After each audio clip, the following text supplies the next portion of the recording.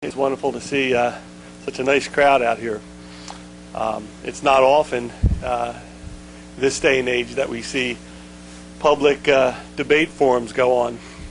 100 years or so before, these things were more common. So this is kind of a special event for North City. So on behalf of North City Presbyterian Church, thank you for all for coming out.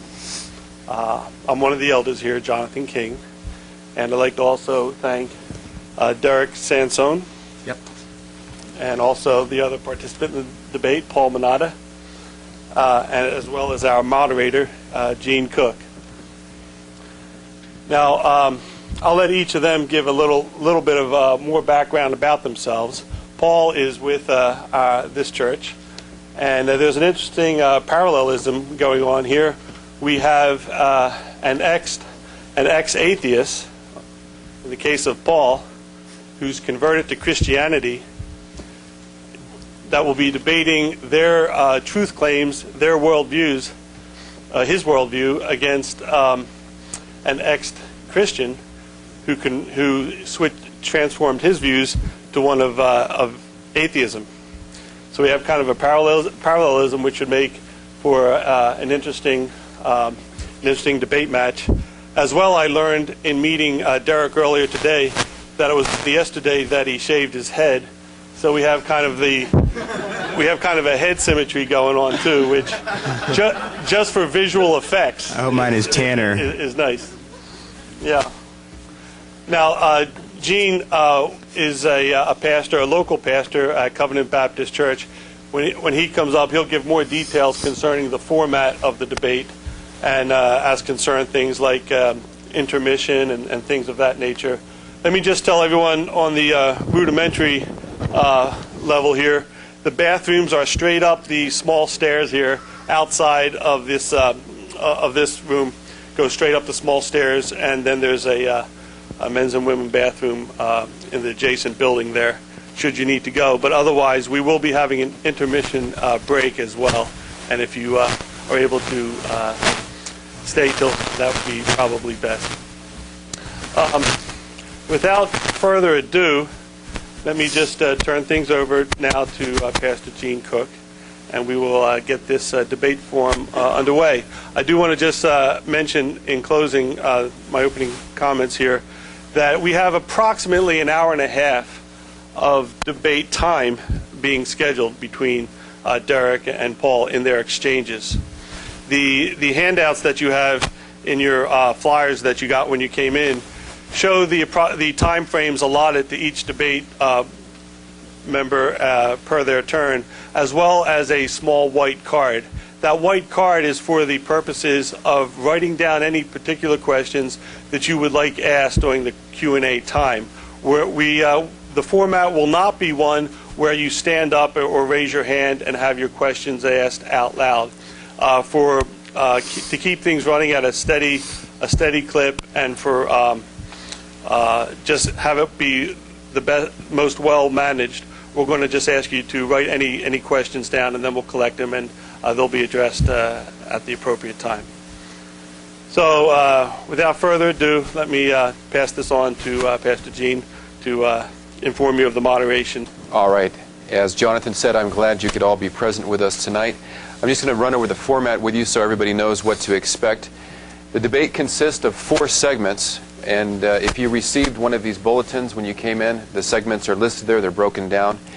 The first segment will run as follows. Paul Manata will open with a 15-minute time allotment. Derek will follow with 15 minutes. Paul will cross-examine for 5 minutes. Derek will cross for 5 minutes. Paul will rebut for 8 minutes, and Derek will rebut for 8 minutes.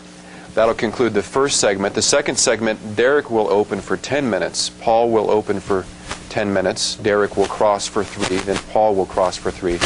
Derek will rebut for 5, and then Paul will rebut for 5. Then there will be closing arguments. Derek will have a 10-minute closing argument. Paul will have a 10-minute closing argument. It will be at that time that we will take a 10-minute break, and you can use the restroom. Or if you have a question, you can write down your question. Your question must be written down and submitted to me before the end of the break. And what I'd like you to do is at the top of the card, if you could write for Paul or for Derek, because what I'm going to do is I'm going to switch off the questions so that all the questions aren't for one participant of the debate. They go back and forth. So we'll alternate them as possible between Derek and Paul.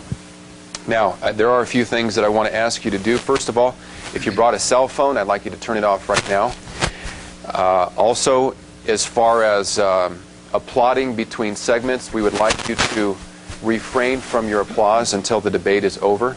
I know that you may at times want to say something vocal, amen, or clap, or whatever. We'd like to prevent that from happening just for the sake of keeping and maintaining an even keel in the nature of the debate.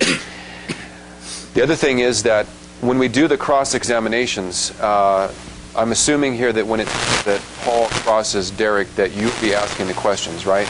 And I'm in the debate. When you are the one receiving the questions, please just answer the questions. Don't ask questions yourself. So if one man is crossing the other, then your responsibility is to answer, and vice versa. The only time that I will interrupt is if during the cross-examination we don't follow that questions and answers, and one person who's not supposed to be questioning begins questioning. This happens commonly because it's kind of our human nature when asked certain questions to include questions in our answers, and so we want to prevent that from happening. I think I pretty much covered everything. We have Brian here sitting in the front. He's going to be our timekeeper, and he will let me know when the time expires. So, Paul, if you will approach the podium, just let me know when you're ready to begin, and Brian will start the clock. Also, if you're wondering who the Christians are and the atheists, the Christians are wearing red ties and black suits.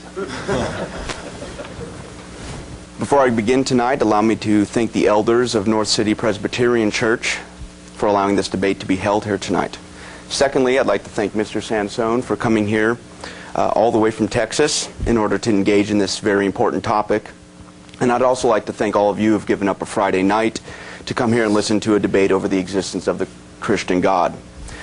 My opening argument will cover 4 areas germane to this debate tonight. First, common fallacies committed and what objective proof is not. Second, what the debate is about. Third, the nature and role presuppositions and worldviews play in the question about God's existence. And finally, I will present the transcendental argument for the existence of God. Let us now look at some fallacies as well as what objective proof is not. Some common fallacies committed by atheists are the genetic fallacy, which is basically attacking the origin of a belief rather than the truth of the belief itself. A straw man argument misrepresents the opponent's position, and therefore it's easier to knock down a misrepresented argument. Ad hominem argument is engaging in attacking the man rather than attacking the actual argument. Proof, looking at what proof is not, it's not persuasion. So objective proof is not persuasion. If you're not persuaded, that doesn't mean someone hasn't offered an objective or hasn't proven something. Relativism, if it's true for you, and it's true for me, that has nothing to do with proof. And subjectivism, lastly, that has to do with your feelings, how you personally feel about the subject of God's existence, really has no bearing on the objective merits of the case.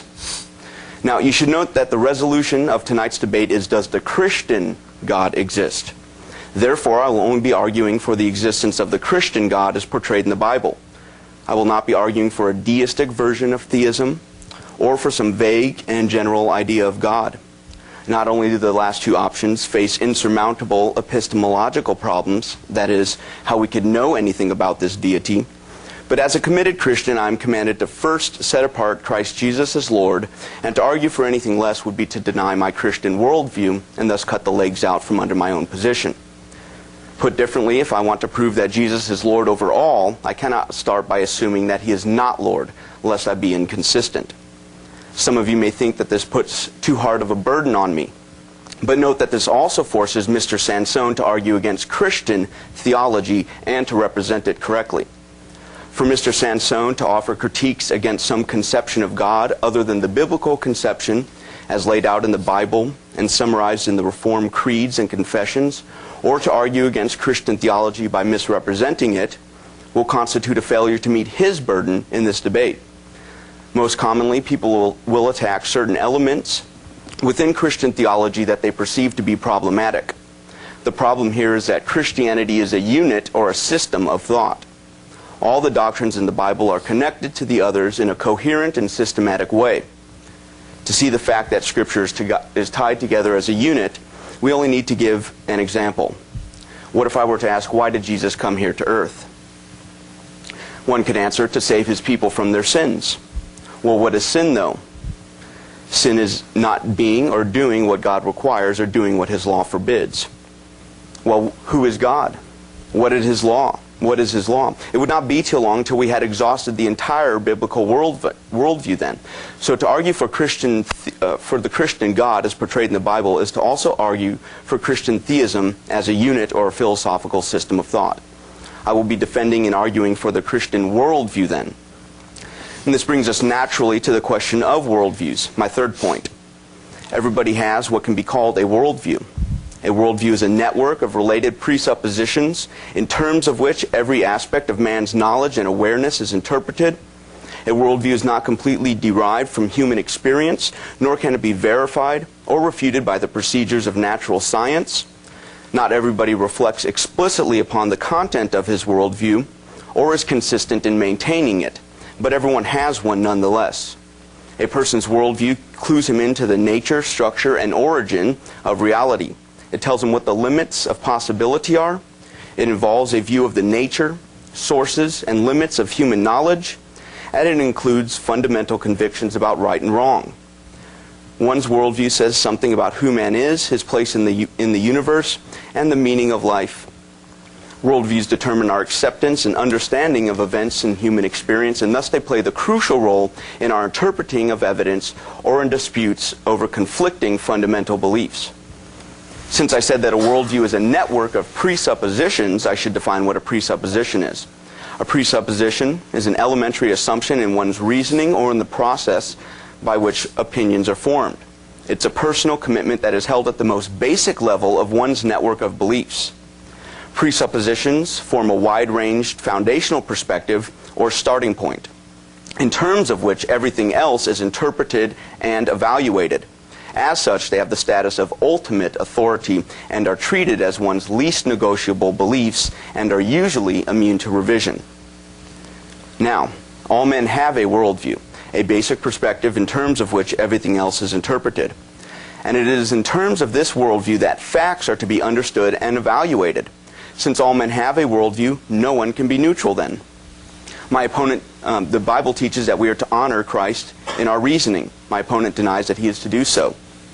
The Bible tells us that we are to interpret evidence in light of God's plan and purpose. My opponent again denies that he is to do so.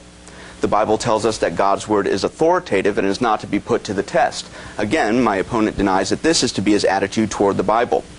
Therefore, there is, in principle, an all-encompassing antithesis between our two worldviews. The Christian interprets evidence from the Christian perspective, and Mr. Sansone interprets evidence from his fundamental perspective. Therefore, an appeal to facts will not affect each other's position, since we will both interpret those facts in light of our antithetical and opposing worldviews. I'm reminded of a story about a man who thought he was dead, to give this worldview an illustration. And this man thought he was dead, and his friends thought that this most serious case should be taken in front of a doctor.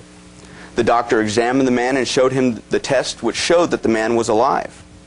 The man, being committed to his belief that he was dead, insisted that these tests were wrong. The doctor then devised a plan. He asked the man if dead men bleed. The man replied that they indeed did not. The doctor then pricked the man, and when the dot of blood appeared on the man's arm, he looked at it and said, "Huh, what do you know? Well, I guess dead men do bleed." Well, You see, the point of this humorous story is that evidence will always be interpreted by one's fundamental convictions, and empirical evidence need not change one's fundamental convictions. So what do we do at this point? Do we just point fingers at each other and call the other man a heretic? How can we argue or debate when one will interpret evidence in light of their fundamental convictions about reality, knowledge, and ethics? The method used to refute an opposing worldview, which has an ultimate authority by which all of the facts are interpreted and made intelligible, is one of internal critique. Simply put, an internal criticism is one which accepts as true for argument's sake the opposing worldview's fundamental presuppositions, and then proceeds to show that upon those presuppositions the worldview is internally inconsistent and therefore cannot make the possibility of intelligible experience, in fact, intelligible. For example, if someone posited that only marbles existed, but then proceeded to appeal to some non-marble entity to prove their thesis that all that exists were marbles, they would have an internal tension within their espoused worldview. Since the non-marble entity would not exist if their thesis that all that exists is marbles were true, then they couldn't appeal to it in order to prove their worldview. Likewise, since Mr. Sansone is a materialist, he cannot appeal to logic to prove his worldview, since laws of logic are not material. All times that Mr. Sansone or the atheist appeals to logic will constitute a rejection of his worldview in order to prove his worldview. Basically then, an internal critique says that taking your worldview as true for argument's sake, you could not prove the claims of your own worldview. This is how one must critique ultimate authorities, because to critique them upon the assumption of your own ultimate authority, constitutes committing the fallacy of question begging. Now, tonight we just need to examine Mr. Sansone's worldview, because he himself has admitted that an internal critique cannot be done of mine. He admits that mine is internally consistent and justified within itself. He writes in his letter to Christians, and I quote, "Given the Christians' presuppositions, they are justified in their beliefs. Not many atheists will agree with me on that. Oh well." Unquote. So our worldview is consistent, according to Mr. Sansone and me, of course, and I'll be arguing that Mr. Sansone's is not. Your options then will be to either have an internally consistent worldview that is justified by its own presuppositions, or to have an inconsistent one whose presuppositions undermine rationality. This moves me to my last point, the transcendental argument for God's existence. I do not believe that the traditional arguments for God's existence in the traditional formulation are cogent and sound. One may try and argue, for example, for apparent design in the universe using the epistemology of common sense. But Darwin, using the same epistemology, common sense realism, showed how what was thought to be design was just apparent and was the result of the blind processes of evolution. Many cases of design can be due to seeing what you want to, and if you're gifted at putting things together, you can come up with an impressive design argument like this. I am an ex-professing atheist debating an ex-professing Christian who happened to debate our moderator, Gene Cook. Gene Cook and I have happened to debate, informally at least, over infant baptism before. So we've all here debated. I'm debating Derek Sansone, his initials DS in San Diego, initials DS. We're debating in the nighttime. The PM, he's debating Paul Manata, whose initials are PM. Not only that, we're both bald. Would everyone look at the design and order in the universe? So, I'll be putting forth the transcendental argument for God's existence then. A transcendental argument begins with any item of experience or belief whatsoever, and proceeds by critical analysis to ask what conditions or other beliefs would need to be true in order for the original experience to be intelligible to us. So the transcendental proof of the Christian worldview is that it must be presupposed in order to prove anything. That is, my worldview is needed in order to make a fact intelligible. By way of illustration, imagine that you had two punchlines to two different jokes in front of you. Now imagine that the story which made the punchline to one of them funny was actually put up as the story for the punchline to the other joke. And then imagine that the other story was put forth as the story for the other's punchline. Simply put, the punchlines would not be funny. That is, they would not be intelligible. One needs the proper story to make the punchline funny or intelligible. What I'm saying is that Christianity is the proper story. It is the precondition, the story, needed to make the facts, the punchline, make sense. So, if this story is denied, then nonsense results.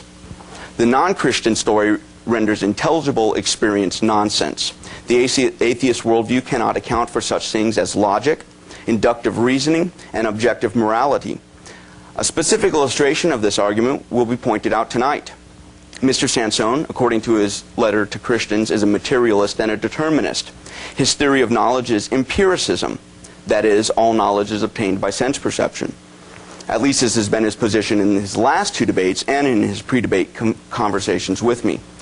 The atheist's worldview's inability to account for such things as logic, inductive reasoning, which is reasoning from particular cases to a generalization, and morality render it philosophical nonsense. Take logic again. Logical laws are not material. They are not observed by sense perception, and the force of the inference, that is P implying Q, is what we base our conclusion off of, not some theory of determinism. The Christian worldview is the only one which can account for them. Therefore, the Christian worldview is true. Now, you might hear some things tonight from Mr. Sansone saying that existence exists. It's an axiom of his, and you need to be on the lookout for things like this because it comes as a truism, which sounds acceptable to most people. Of course, things that exist, but he'll be importing false assumptions into that or drawing wrong conclusions. We don't need to ask, does existence exist? The question to ask is, what exists, and how do we know what exists? Just to say things that exist is just a truism, and it's really it's a tautology. It tells us nothing informative about the world. It would be like if I were to say all bachelors are unmarried. That's just a truism, but it tells us nothing specific about the world. And you need to be on the lookout for truisms which sound acceptable, but then hidden assumptions are put into there that aren't going to be acceptable conclusions. Thank you. I have a kind of a cold, so if I speak like I'm talking through my nose, I'm sorry. Anyway, I'm glad to be here in Poway. It's my second time. I love the city. I got here early. Came up, where did we come up? From this back way, and it was really, really pretty. I thought it was a great town. Hi, Jason.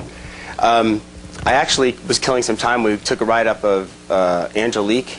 Is that right? Angelique Street? And we saw like this big mountain range, and that was kind of cool. I'm from Texas, so we don't really have these kind of mountains.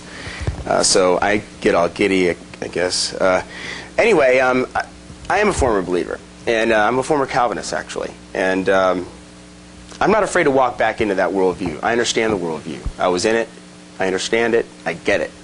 I'm going to tell you tonight why I'm not in it anymore. You don't have to believe me. You don't have to come over to my worldview now. And if you can find my worldview, tell me what it is. I bet you won't. I'm an atheist by default. Okay? That's it. I don't agree with the Christian worldview anymore, so that was my position afterwards, and that's where I'm at. I mean, there's a lot of atheist camps out there. I'm not part of anyone. I'm not a part of any atheist groups. I'm not a part of the Freedom of Religion Foundation or the ACLU.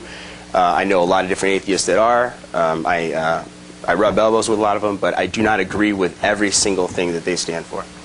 I'm not a strong atheist in the sense of objectivism. So that's one thing that Paul probably knows already. I know a lot of objectivists, but I don't adhere to a lot of their principles. And now I'm going to read the boring stuff. The decision to trust Christ comes from a value assignment, a preposition relative to a structured historical path of experience. A worldview is held by certain beliefs and suppositions. Paul likes to talk about worldviews. I do too. But what are the beliefs and suppositions based on? Where is the basis for them?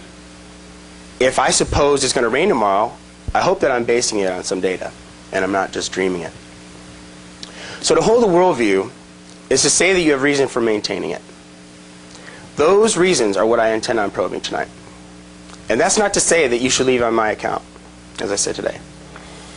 But I will tell you, I'll tell you about the lack of data that I sustain on now. Isn't it kind of funny that we're having this debate? You know, does God exist? I mean, we wouldn't have a debate over does Paul exist, do we? Would we? We wouldn't. He's right here. We can all see him. We wouldn't debate over the existence of this church, or the existence of President Bush, or the existence of Oprah Winfrey. But we're debating the existence of God And it's supposed to be this obvious thing, isn't it? That's the presupposition from the Christian worldview. Well, I'm sorry, I don't see it. And I'll show you. Now, it is important to understand what we're debating tonight. This is not a shoving match between me and Paul. I respect Paul. This is a matter of, if Paul can show me the existence of God, I want to see it, I desire it. That's what I'm here for. I'm a searcher. That's what led me out of the faith. And if there's something that Paul can point to that shows me the existence of his God, I want to look at it, I want to see it, and I'm ready. I desire to see it. Now, Paul made some hay on the issue of existence existing. And what that really means is that you have to exist in order to come to the Bible. In other words, the Bible is data. Okay? The Bible is data. You have to exist first before you come encounter with this data. In other words, God exists, but he exists in data, right? No one would know about God unless somebody had not told them about God from the pages of Scripture. Either some other theological position, you could be a Buddhist, you could be a Muslim. But the bottom line here is that the term God lives in a book. That's a simple fact. And you have to know what that book is prior to understanding what God is. You're not going to look at the Bible and say it's a cookbook. You have to know, and you have to be able to differentiate the two. And what I'm going to say is that because of that, the Bible is full of data that you either read or hear via sense receptors, okay? And names like God, Jesus, and Paul, sin, the Torah, all these things, all the prescriptive view on reality that is prescribed through the Torah, all sense data. You read it, you heard it. If you're blind, you felt it with the Braille, sign language, whatever it was contingent on the sense receptors. And what I'm going to say is, I'm going to say the Christian worldview actually rests on the shoulders of natural man's axioms. In other words, identity, existence, we have to differentiate between things. It's going to rest on mine. That's what I hold to now. You can't change a light bulb unless you have a ladder, can you? That's what Christian worldview is, on natural axioms. Without the natural axioms, Christianity would not exist. You have to get on top of the ladder to change the light bulb.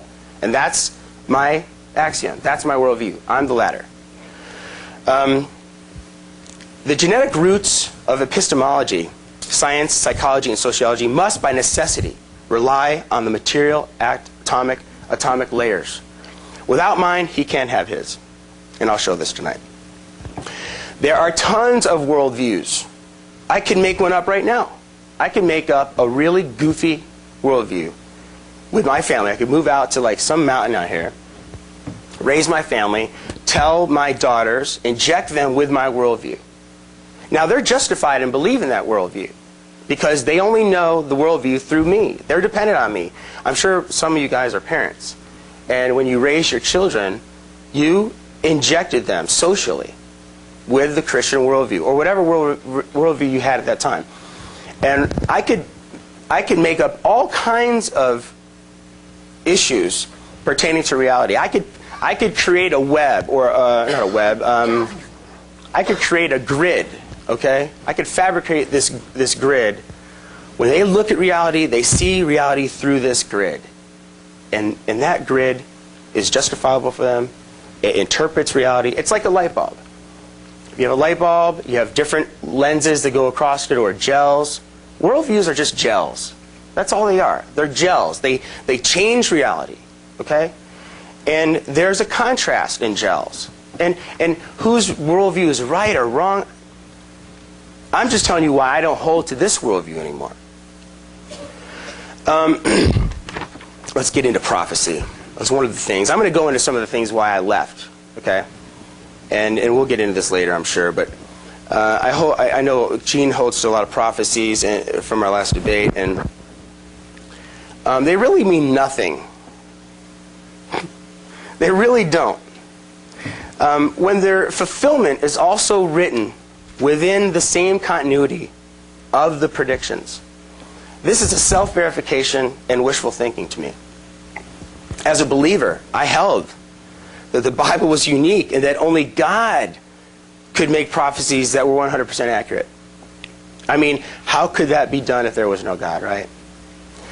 But as I've discovered, and you may do this as well, there are no prophecies that have been shown to be valid.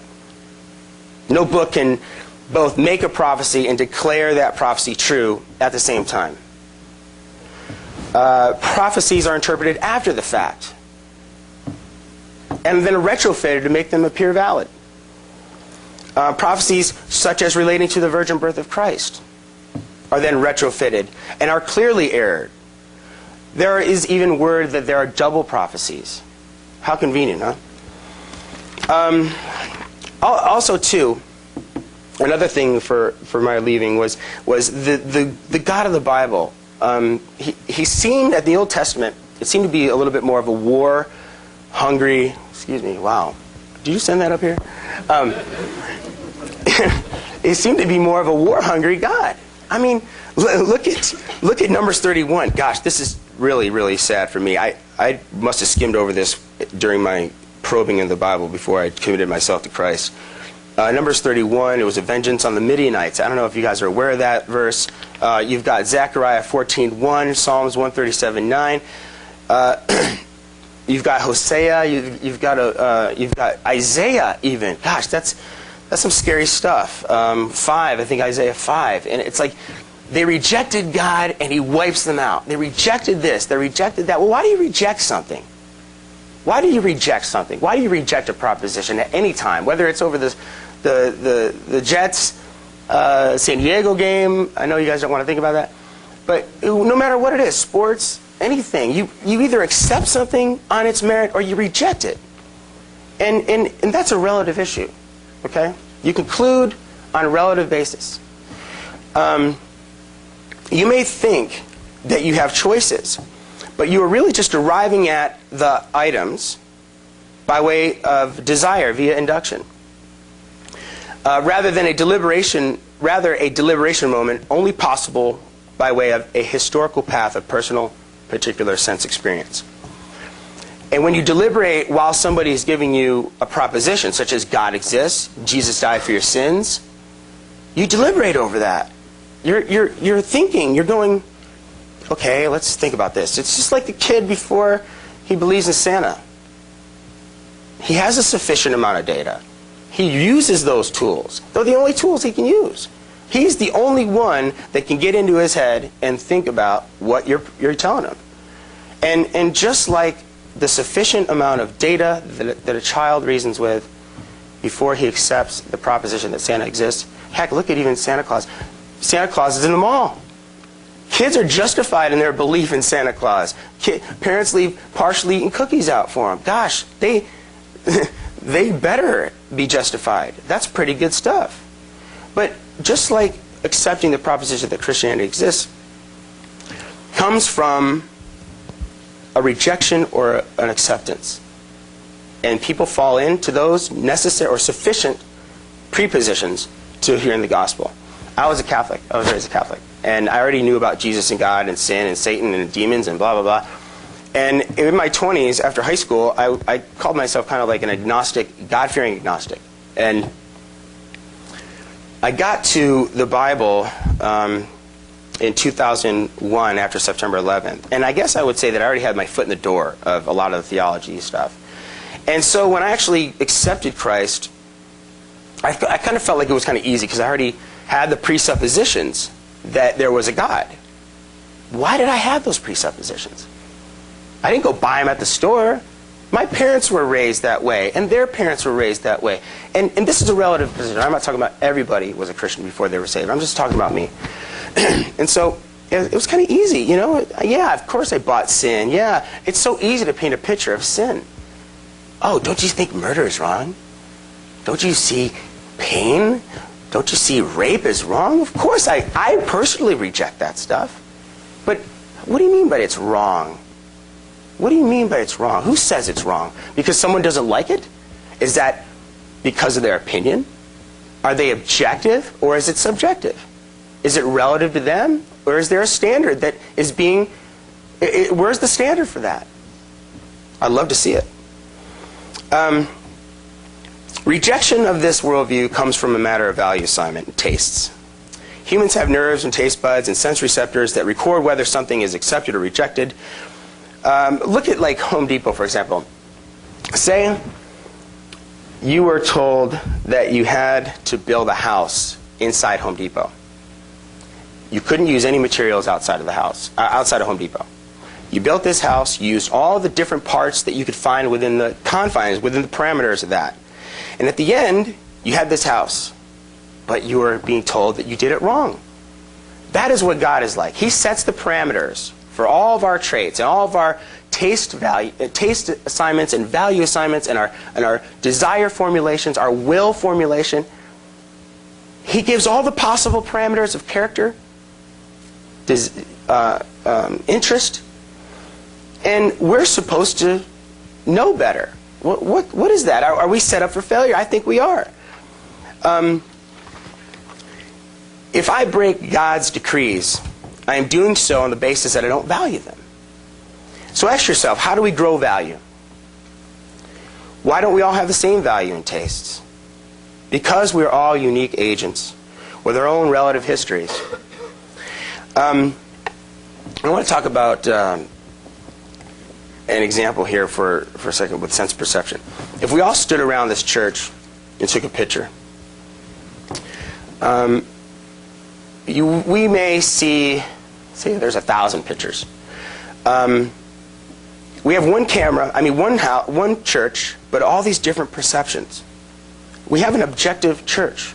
There may be variations of these perceptions, of these snapshots, but you're not going to change the church. The church is going to stay the same. It's got an objective identity to it. It has an existence.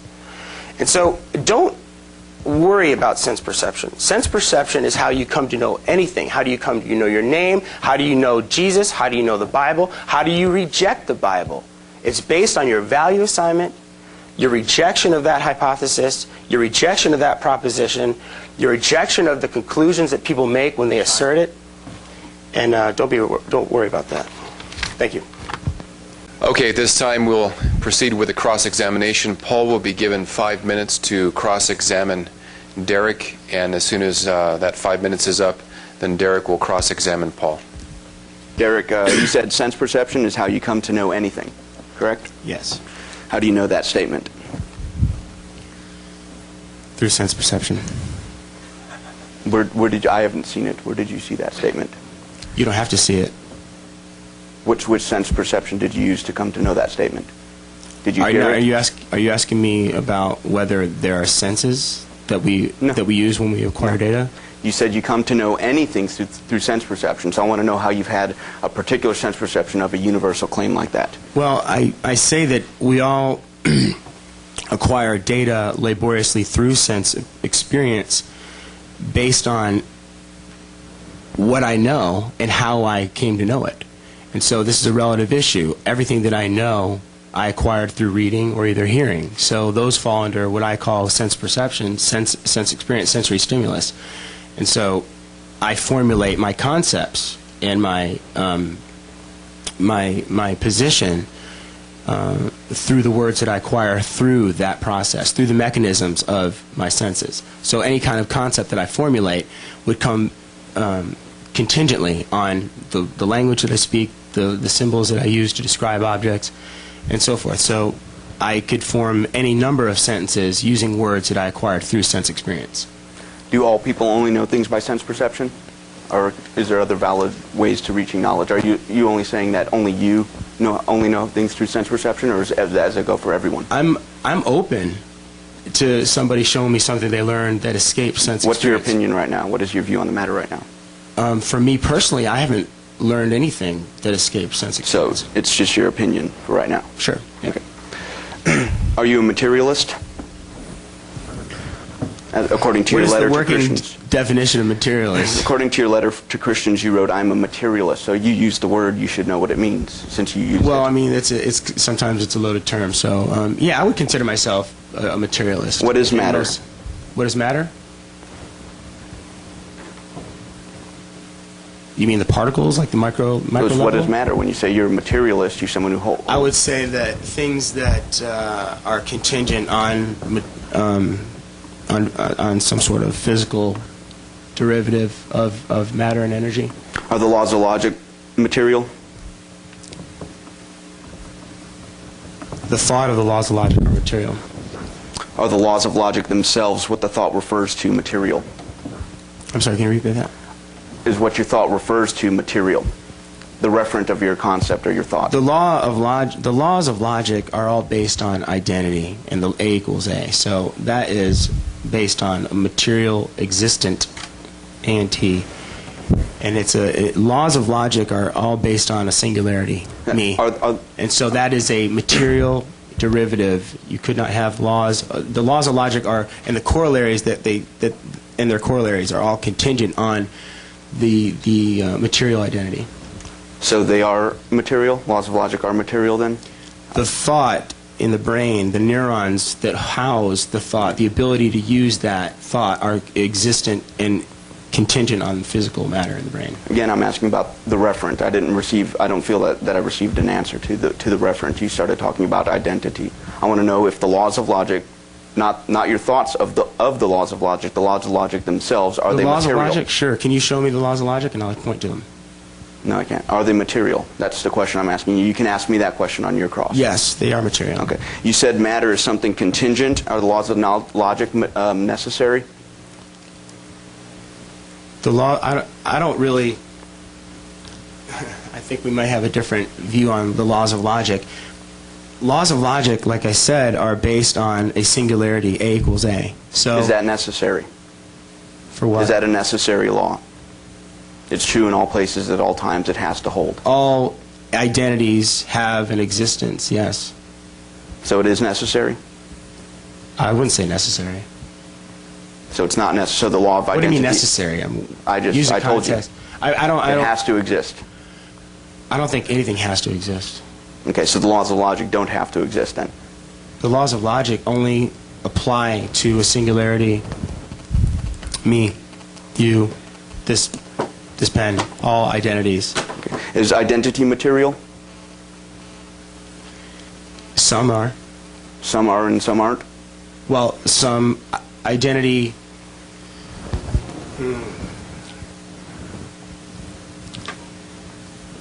I would say that identity has to have some sort of material derivative.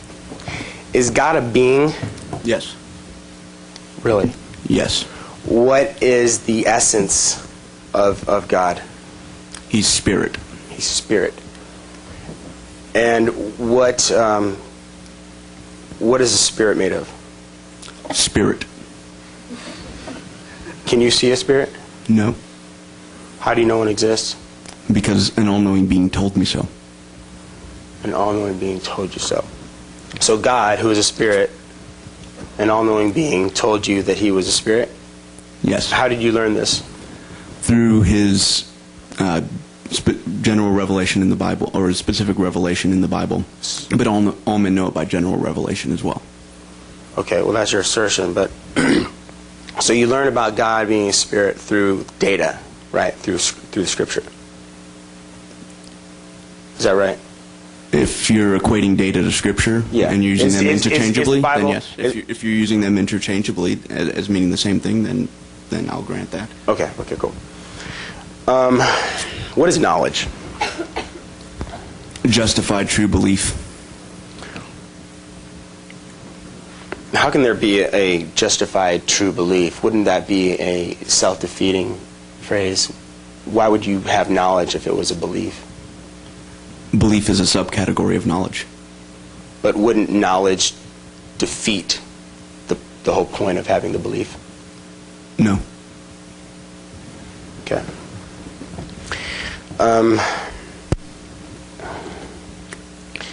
Is the Bible authoritative on all matters pertaining to the nature of knowledge? Yes.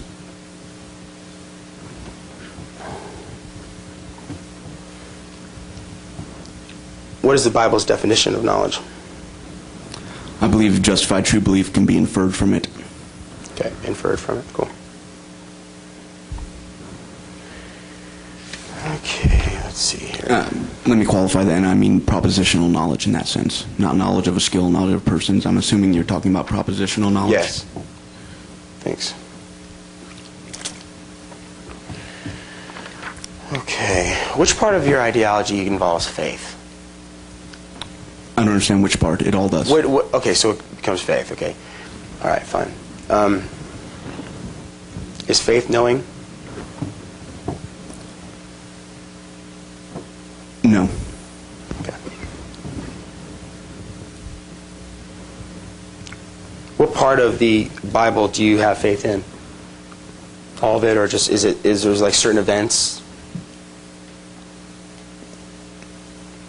I don't understand what you mean. Like, are they the miracles? I'm sorry. Let me. I have faith that the entire Bible is the Word of God. Okay.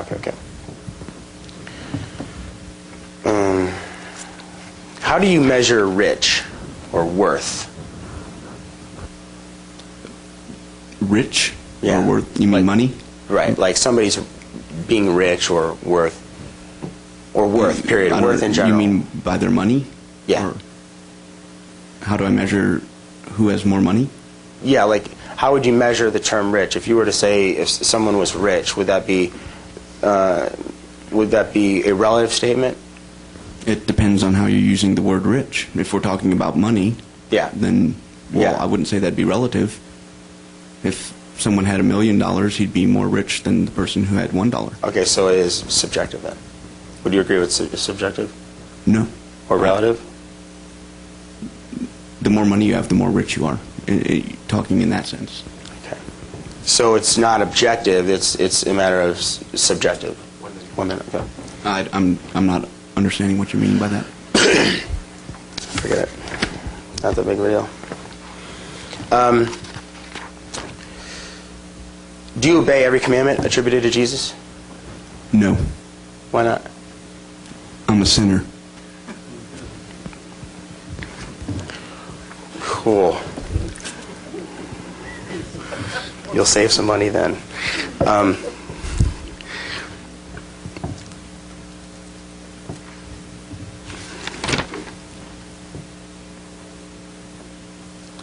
If neurons deteriorate in my brain, will I lose memory or consciousness? No. If there's some trauma to my brain matter, will I lose consciousness or will my consciousness be altered?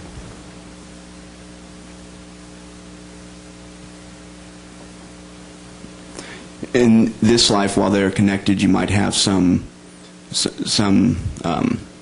differentiation between those two states, but concept is not dependent upon your brain or physics. People in heaven will have concepts and be conscious, and they won't have a physical brain. Okay.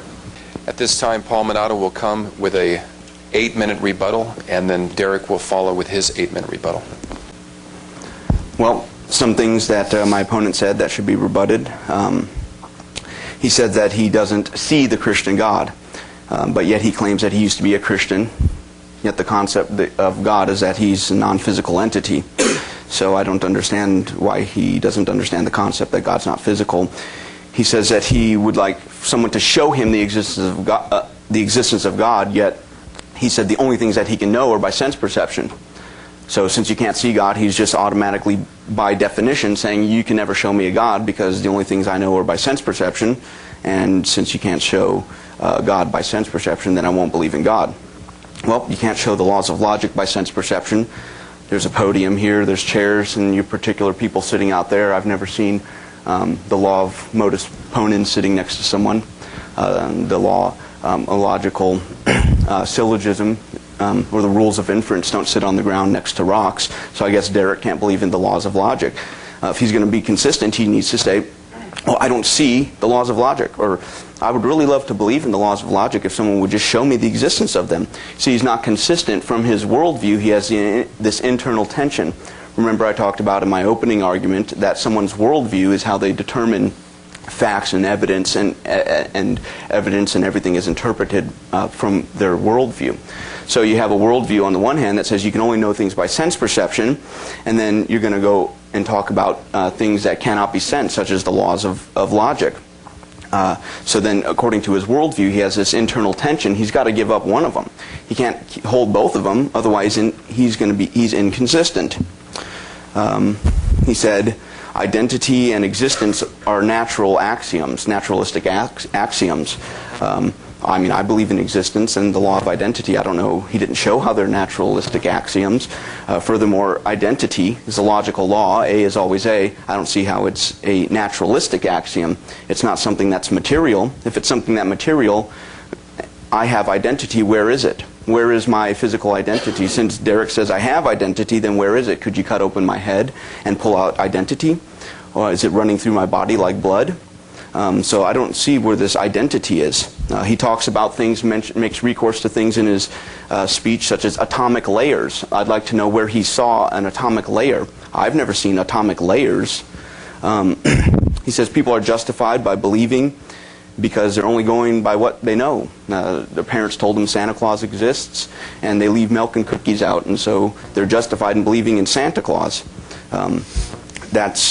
I don't see the logical connection between leaving milk and cookies out and your parents telling you and you're justified, unless you want to say that other personal testimony is what can justify belief. Well, then what justifies personal testimony? How do you know that personal testimony is ever reliable as a method of justification? You could say, well, people have told me certain things, but you just appealed to testimony to prove your theory of personal testimony is something which can be justified. It also assumes memory. And how do you know your memory is reliable? Has Derek observed through sense perception that his memory is reliable? How would he prove that? Would he say, oh, well, I remember leaving my keys in my pocket. When I reached back in there, it was in there. Well, he just appealed to memory in order to prove his memory. So it would be a circular argument. Remember in my opening argument I mentioned the genetic fallacy, that is attacking the origins of a belief rather than belief itself. Mr. Sansone liked to talk about prophecy, and people just believe that because it's wishful thinking. Well, that's the genetic fallacy. Maybe they did come up by wishful thinking. Maybe people do believe, but that doesn't change that a fact that it could have happened, or that it did happen, or that God exists. Just because if I come up with the existence of God due to wishful thinking doesn't mean that he doesn't exist. It's the genetic fallacy. Prophecies are made after the fact, he said. Again, let's look at his worldview. Let's put everything together, try to make this a coherent picture for everyone to see. I only know things by sense perception. All prophecy was made after the fact. Did Mr. Sansone observe that? Did he go back to Isaiah's time and certain prophecies in Isaiah and observe that those were put in after the fact? How could he know that? He couldn't, because again, he said he only knows things by sense perception. So that argument is moot when you put his whole worldview together. God of the Old Testament is a God of war. New Testament, 1 Corinthians, says the weapons of our warfare are mighty for the casting down of reasoning and every high thing exalted against the knowledge of God. The Bible's consistent throughout this on this subject. He says, why do you reject a proposition? It's just a relative issue. Well, I don't understand what that means, how it's a relative issue. If it's a relative issue, then he just rejects God and I just reject atheism, not for objective reasons, but from relative reasons. There's no objective reasons why we're refuting each other's position here, why we're rejecting each other's position. He rejects the proposition God exists, as he said, it's a relative issue. He said there's only one person who can get into his head, him. Well, first off, did he observe that? Has he seen that he's the only person who can get into his head? How does he know that? How can he know that if the only things you know are by sense perception? It also begs the question, remember the fallacy I pointed out in my original argument. He's assuming that the Christian worldview is false. The Christian worldview says that God knows all men's hearts and all men's beliefs, and God can get inside everyone's head. So he begs the question, assuming that Christianity was false. Presuppositions are received from your parents, he said. That's not at all the case. To be able to understand things that your parents said, you're going to have to bring presuppositions in order to understand it. You're going to have some presuppositions of meaning, of logic, of language, and how that's possible. You don't get a presupposition from a parent. That's why it's called a presupposition. It's taken to your evidence. Rape is wrong because he personally objects it. I bet that makes women feel good here tonight. That if someone goes out there and rapes them, he says, well, I personally reject it, but I guess the rapist didn't. He doesn't personally reject that. Murder, I guess it's wrong because he personally rejects it. Remember, I said proof is not subjectivism. Just because Derek subjectively doesn't like something has nothing to do with whether it's wrong or not. And most people, I think, would agree that rape is wrong molesting children is wrong. And he asks how we know this. Well, we know it's wrong from the revealed Word of God.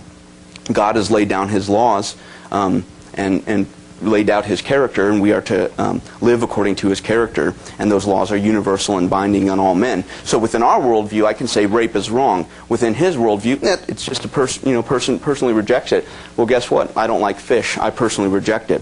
Rape for Derek is the same as me not liking fish, it turns out. The atheist worldview is philosophically nonsense then.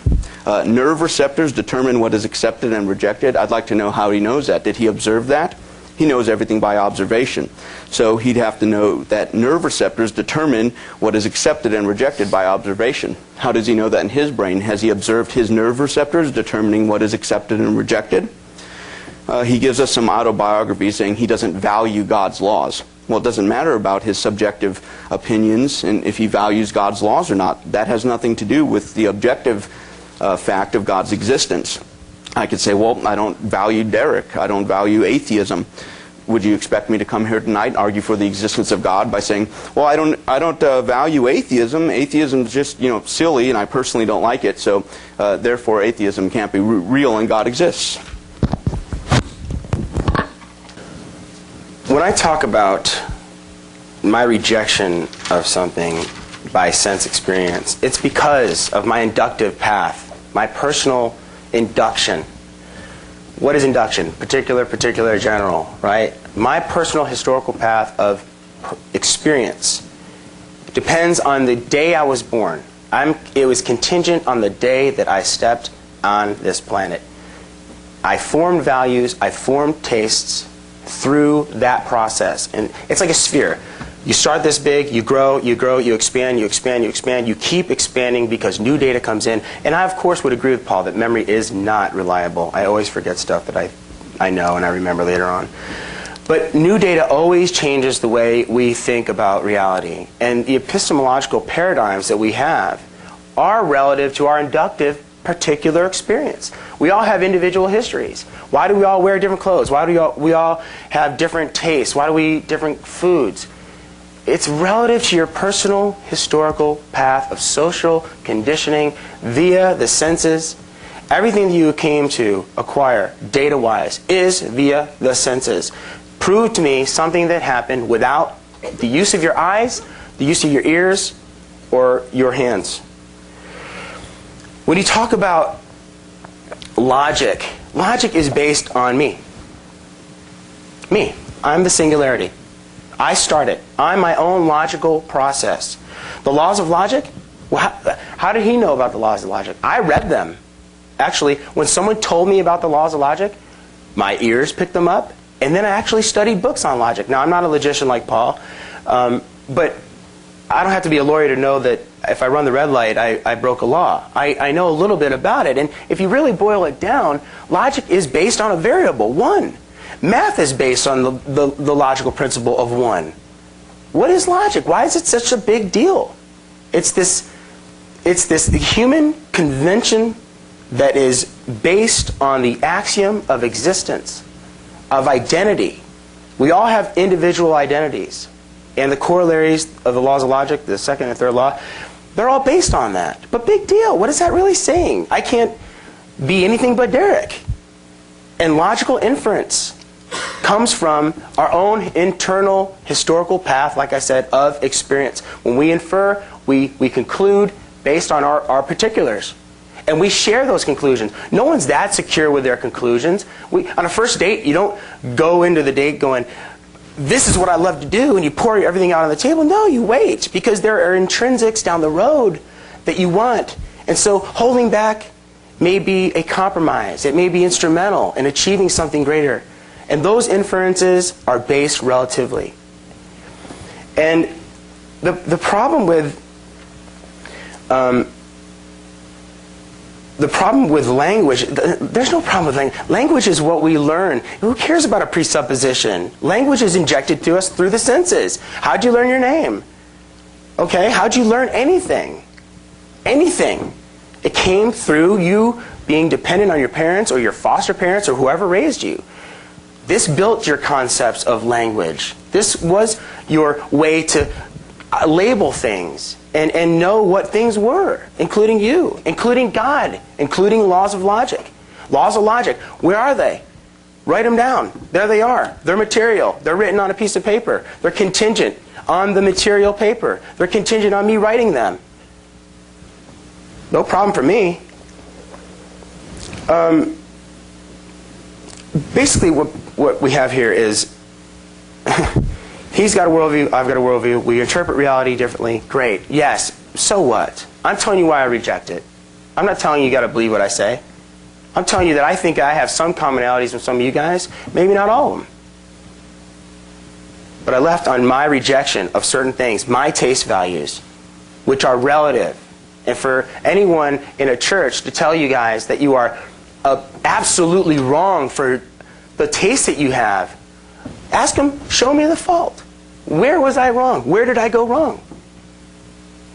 Where was it my fault that I wanted to do this instead of this?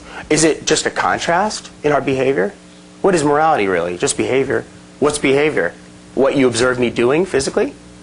So what you observe me doing is my fault when it's contingent on my whole life of growing and learning? What is rationality?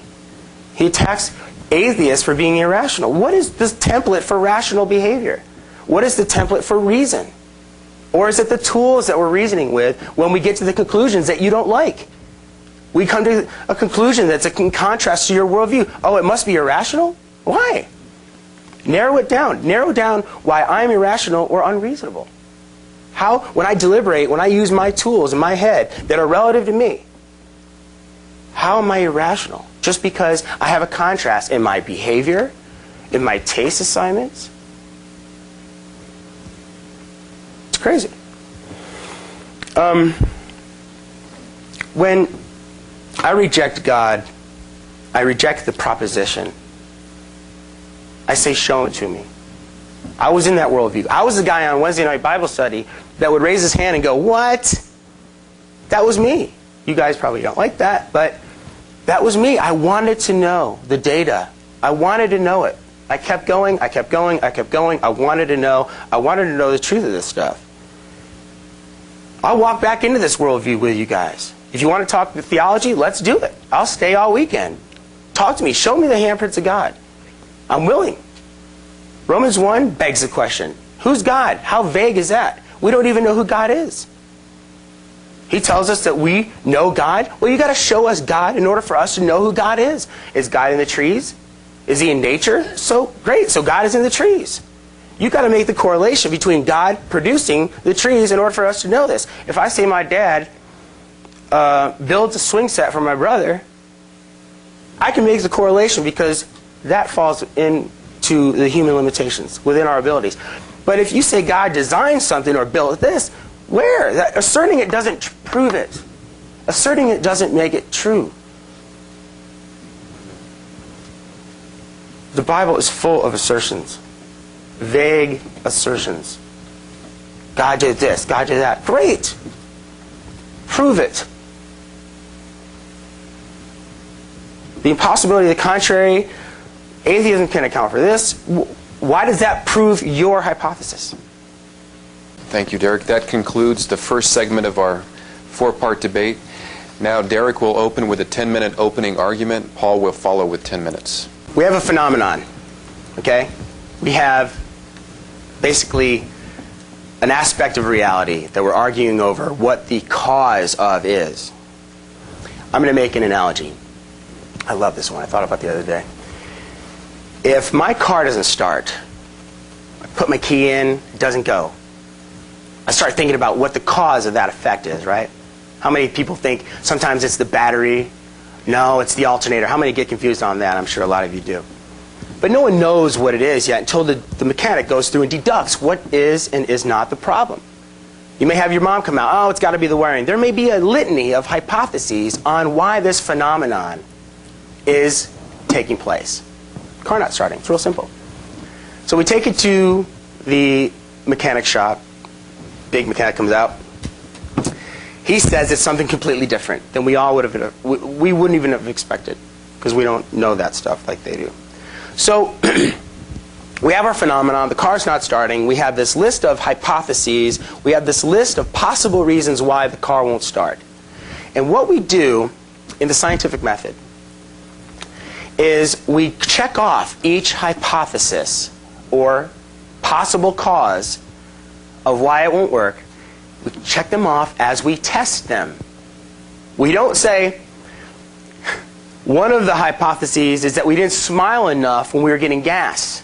And that's why the car god is mad at us, and so it's not starting. That's absurd. We would never say something like that. We would say, what is something that could really be connected to this physically? Maybe it's my hand. Whatever it is. We go through and we deduct each one as we try them out. And we get to the culprit. Boom, that's our hypothesis. That's our theory. That's our fact. The car won't start because this wire was loose. Boom, we have the cause of the phenomenon. What Paul does, and the tag does, the transcendental argument for God, the tag is a fancy cosmological design argument. It's another hair on the cosmological head of Christian apologetics. All it does is it says we have a phenomenon. We don't like your hypothesis, so ours is right by default. We're the champions by default. But see, even if the battery isn't the culprit, that's just part of your responsibility. You have to show us why yours is the culprit. If you offer a hypothesis, such as God did this, God designed this, you have to prove it. You don't win by default. Just because you don't like my hypothesis, even if I grant it that mine is wrong, I offered it. Naturalism, natural law, accounts for certain aspects of our reality and our phenomenon. You may not like it. Now I'm only halfway. The theist still has to prove that hypothesis was, in fact, the culprit. If it's not proven, then he can't hold it. I mean, you can hold it if you find some instrumental value in holding it for maybe some social aspects of going to church still, and you have a business here where everybody goes and gets milkshakes and hamburgers, and you don't want to lose business because you're part of the church community. I know the Mormons do that to their believers. But my point is that if you claim to be a believer, great. But let's see proof of the hypothesis. If logic is such this big deal, I don't think it's a big deal. It's based on one, me, you, everybody here. Logic is fluff, as I have said it before. I know he's steaming because of that. But the deal is that logic is based on a singular thing, a variable, a iota, something. Simple. Morality. What is morality? It's not a phenomenon. What's the big deal? It's behavior. You mean I have to have a God to behave? God explains how I react? Induction? Let's talk about induction. Big thing for taggers. What is induction? Particular experience. Gain personal experience. You mean to tell me that God is responsible for me gaining experience? I have to have a God for me to even acquire anything? Prove it. I'm ready. Let's look at the data. Let's look at the hypothesis. Don't just reject mine and go, I'm ready, I won. Let's see what you have to offer. But you haven't dismissed mine with proof. The impossibility of the contrary, defense for the tag, is a universal negative. You don't know everything about the contrary hypotheses yet. How can they all be impossible? How can yours just win by default without you offering any kind of data, proof that your God is responsible for what I said?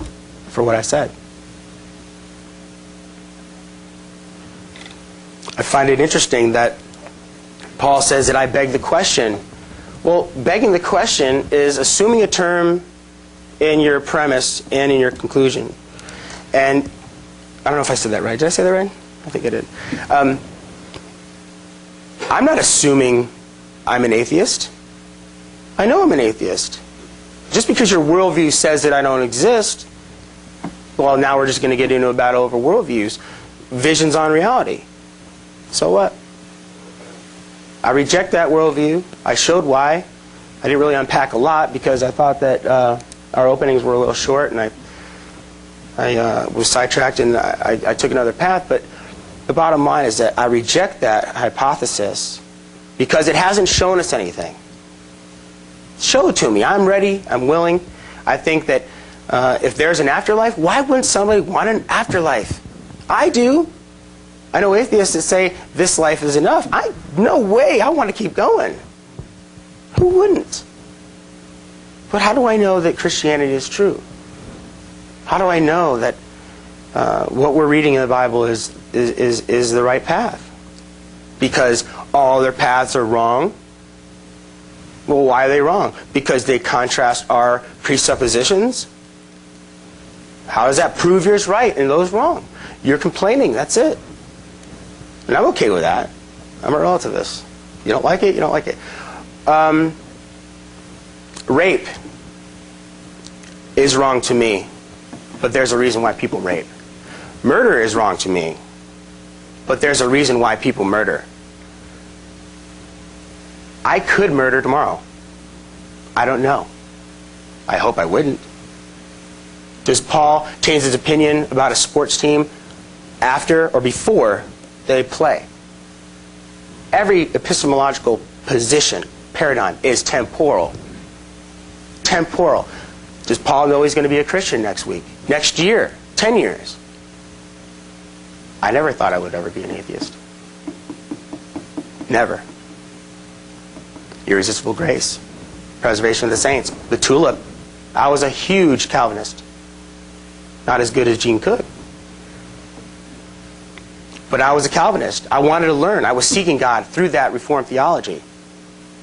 And I would have never ever thought that I would reject that hypothesis or that proposition. And I did.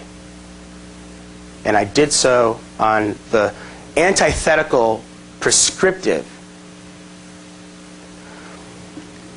patterns that it casts on reality. And eventually I just couldn't take it anymore.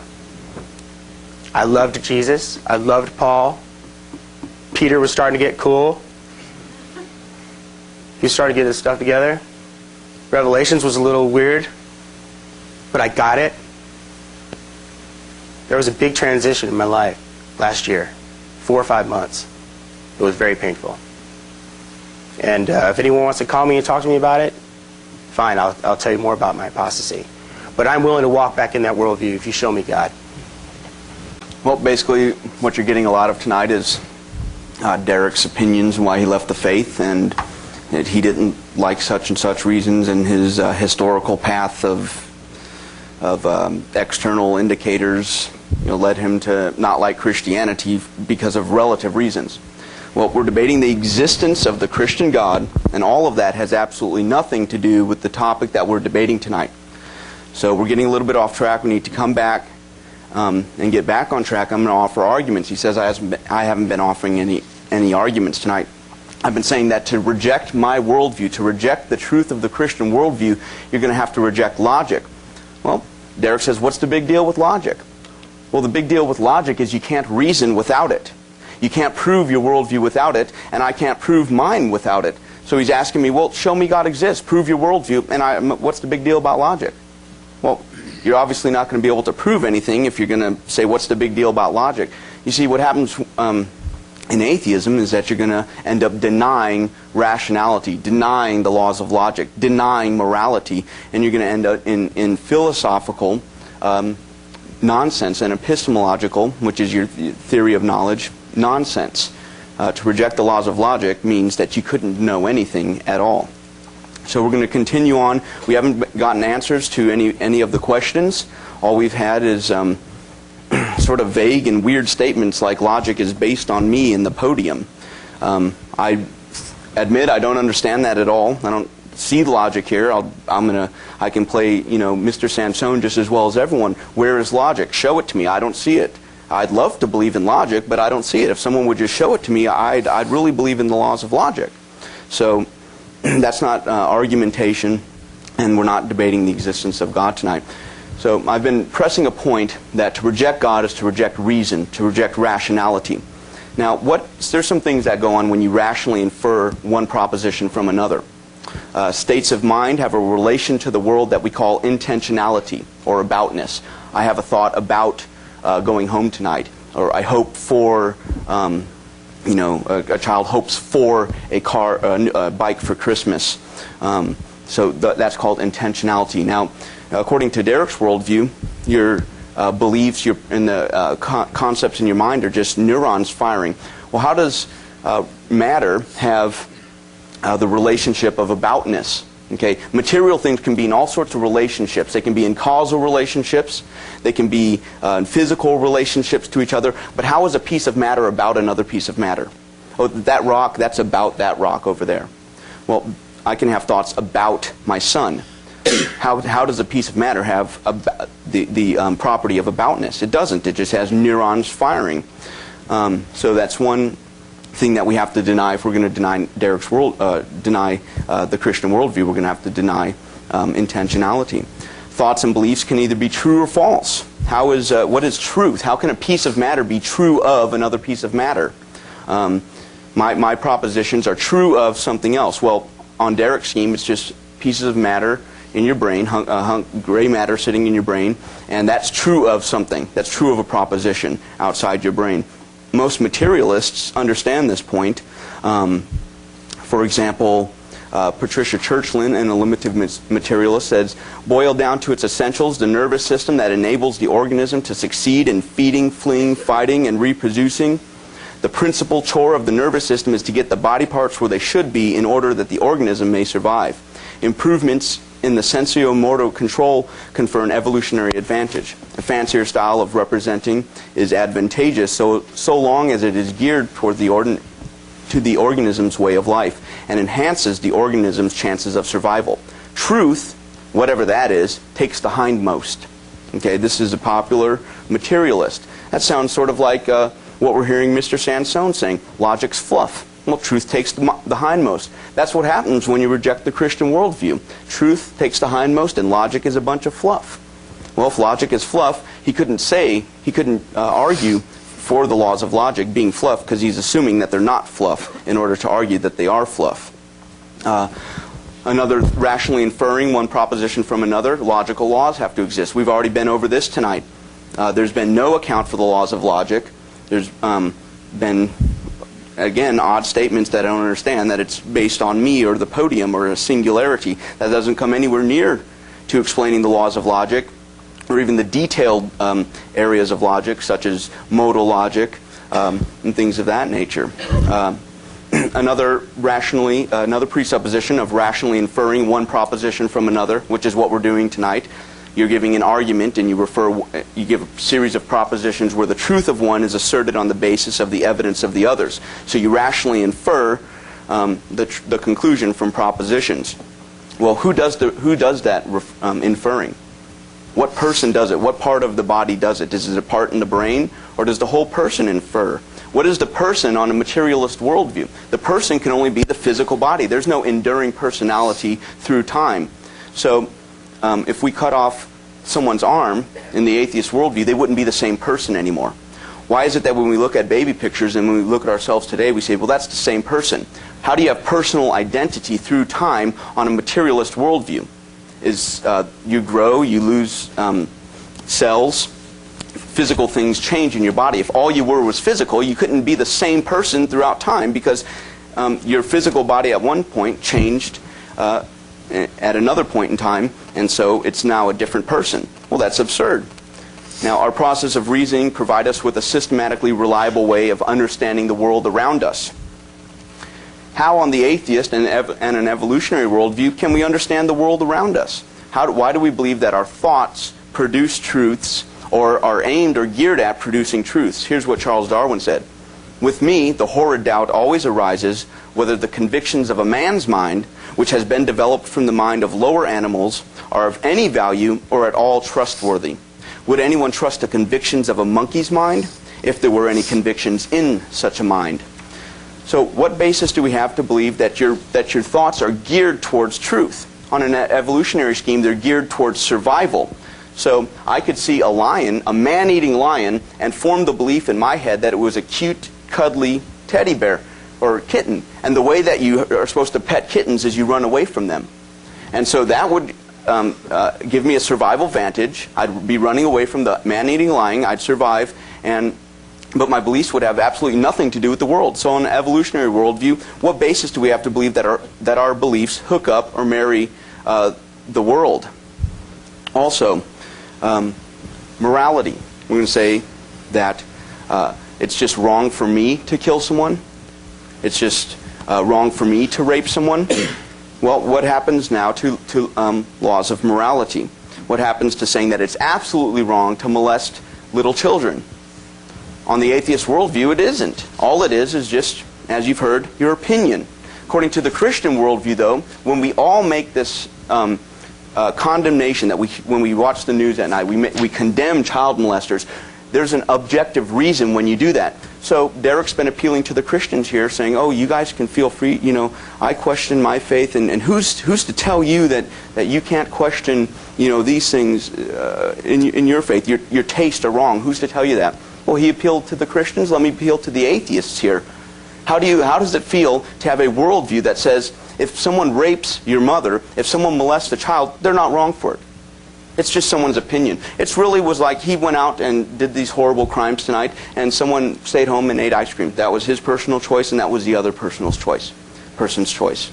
So let me ask the atheists and tell them this, that if you want to have an objective basis for morality, the things we take for granted in telling and condemning moral actions as wrong, you're going to need to become a Christian. Again, if you want to be rational, you want to hold to the laws of logic, you're going to need to become a Christian. Logical laws make sense within my worldview, for there are things such as immaterial, universal, abstract entities and truths in our worldview. So within my worldview, it's not an automatic philosophical problem to say, how are there such things as laws of logic? Because they're immaterial, they're universal, they're not particular. Derek can't answer that within his worldview, because all that exists are particular things, singularities, as he said. If all is particular, then nothing is universal, but the laws of logic are universal, apply all places and all times, in all possible worlds, including the logically possible world of a world with no matter. That's a logically possible world. If the laws of logic have to hold in a immaterial world, then that refutes the view that the laws of logic are material. So if you want to be a Christian, if you want to be a rational person, if you want to be a moral person, that is, have an objective justification for your morality and your rationality, you need to reject atheism and you need to become a Christian, because Christianity provides the preconditions and it makes philosophical sense of the things that we take, of these things that we take for granted. You say it is absolutely wrong to rape somebody. Is that correct? Yes. Who says it's absolutely wrong? You? No. Who? God. God. And where did you come to that sense data? It's not sense data. It's not? Where did you pick up that? Where did you learn that then? How did you learn that? From the Bible. So that's not data. Were you asking me how did I learn did a you come to universal learn You can't learn universal objective standards by sense data. Sense data is always That's particular. not what I asked. That's not what I asked. I said, how do you learn that it was absolutely wrong to rape somebody? And you said the Bible. And I'm asking you, is the Bible considered data in your worldview? If we were using it, yes, it's a book. It's a book. Which, according to your use of data, I guess it would be. Okay. It's something that. Okay. All right. So, but did you not say that you held that worldview on faith? I did. So you don't know that it's absolutely wrong to rape somebody? I do know that. You do know that? Yes. You know it, but you're holding it by faith? Yes. Okay. Well, faith is not knowing, right? Isn't faith not knowing? I can still know things that are based on faith. Can you give me an example? Yep. God's existence.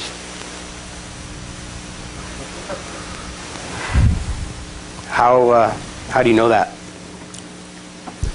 Because to deny him, you end up saying things like logic is fluff. That's not... I'm sorry about that.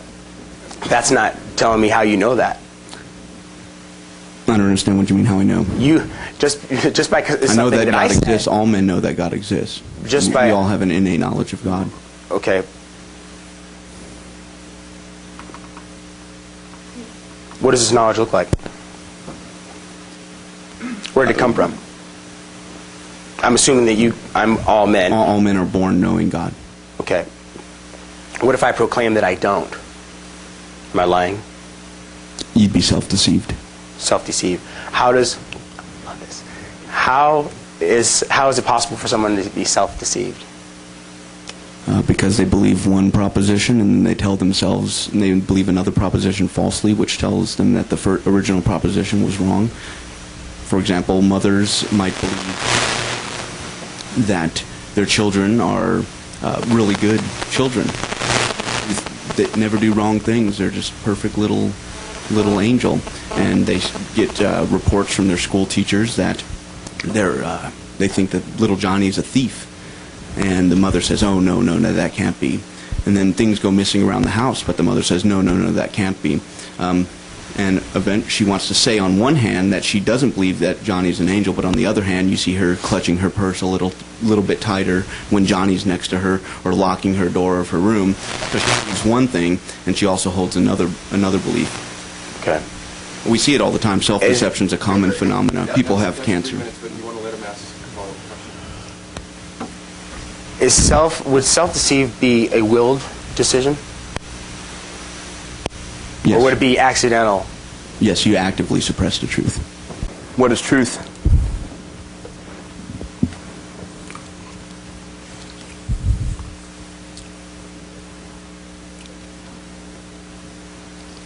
It's contextual and relative to circumstances with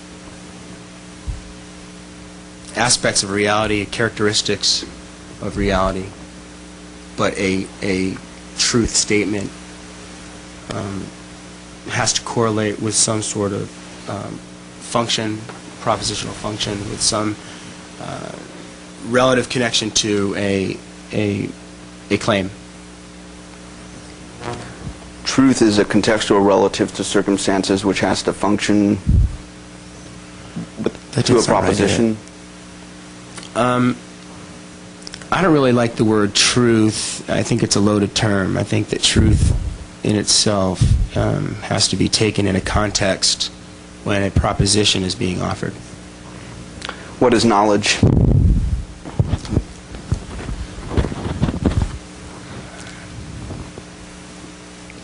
Knowledge is experiences gained by particular experience, and not absolute. Knowledge is not absolute? Not all knowledge, no. Do you know this claim? Yes. Is it absolutely true? No. How do you answer the problem of induction? Are you familiar with it? I don't have a problem with induction. In the history of philosophy, there's something known as the problem of induction. I know what it is, and there's never... I don't see there being a problem with it. The atheists with induction don't claim absolute certainty with our conclusions, and our conclusions are derived from our particulars through relative experience. What basis Same with the scientific method. Scientific method opens the door to revised conclusions. If you have a hypothesis that could knock off my theory, bring it. It's revisible. What basis do you have to believe that the future will resemble the past? I don't. I have a possibility, not even probability. There's a possibility when you get up in the morning, with certain circumstances being somewhat similar to past experience. Hold on a second. Thank you. There is a degree of possibility given a somewhat of a level circumstantial involvement. There may be details that are similar, certain conditions are similar, and therefore the results may be similar. But they wouldn't be exactly the same. I'm a chaotic determinist, and so nothing is ever the same. But you don't know any of that you just said? Is it absolutely true what you just said? That was good.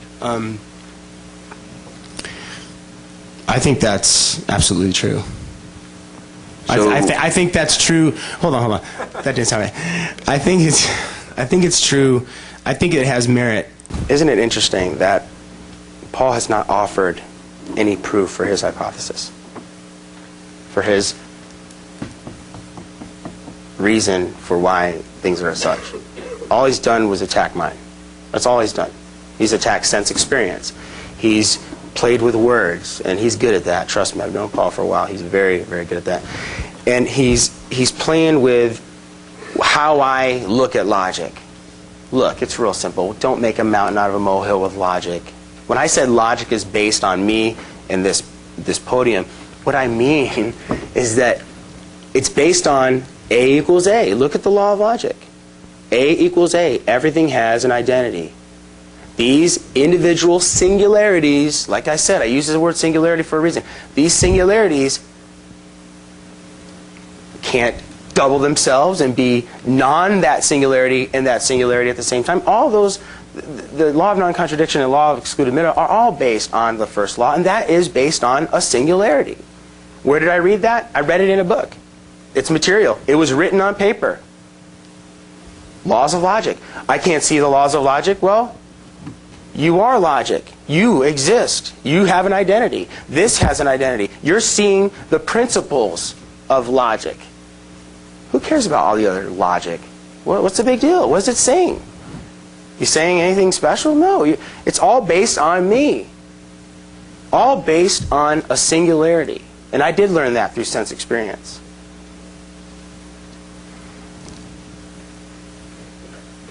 When you talk about an aspect of reality such as logic or morality, you have a phenomenon, like I said earlier. And explaining why these are such, or giving some sort of accolades to these things that you think are special. Just because your worldview says that these are incredible or these are some sort of interesting aspects of reality, doesn't mean I share it. What is that, reification? When you make something out that's kind of fluffy and abstract and you try to make it into some concrete position, great, who cares? What does it say about your God? Where is your God in all this? So what? You have logic, it depends on identity, all those things are great. Where is your God in all this? Real simple. When the theist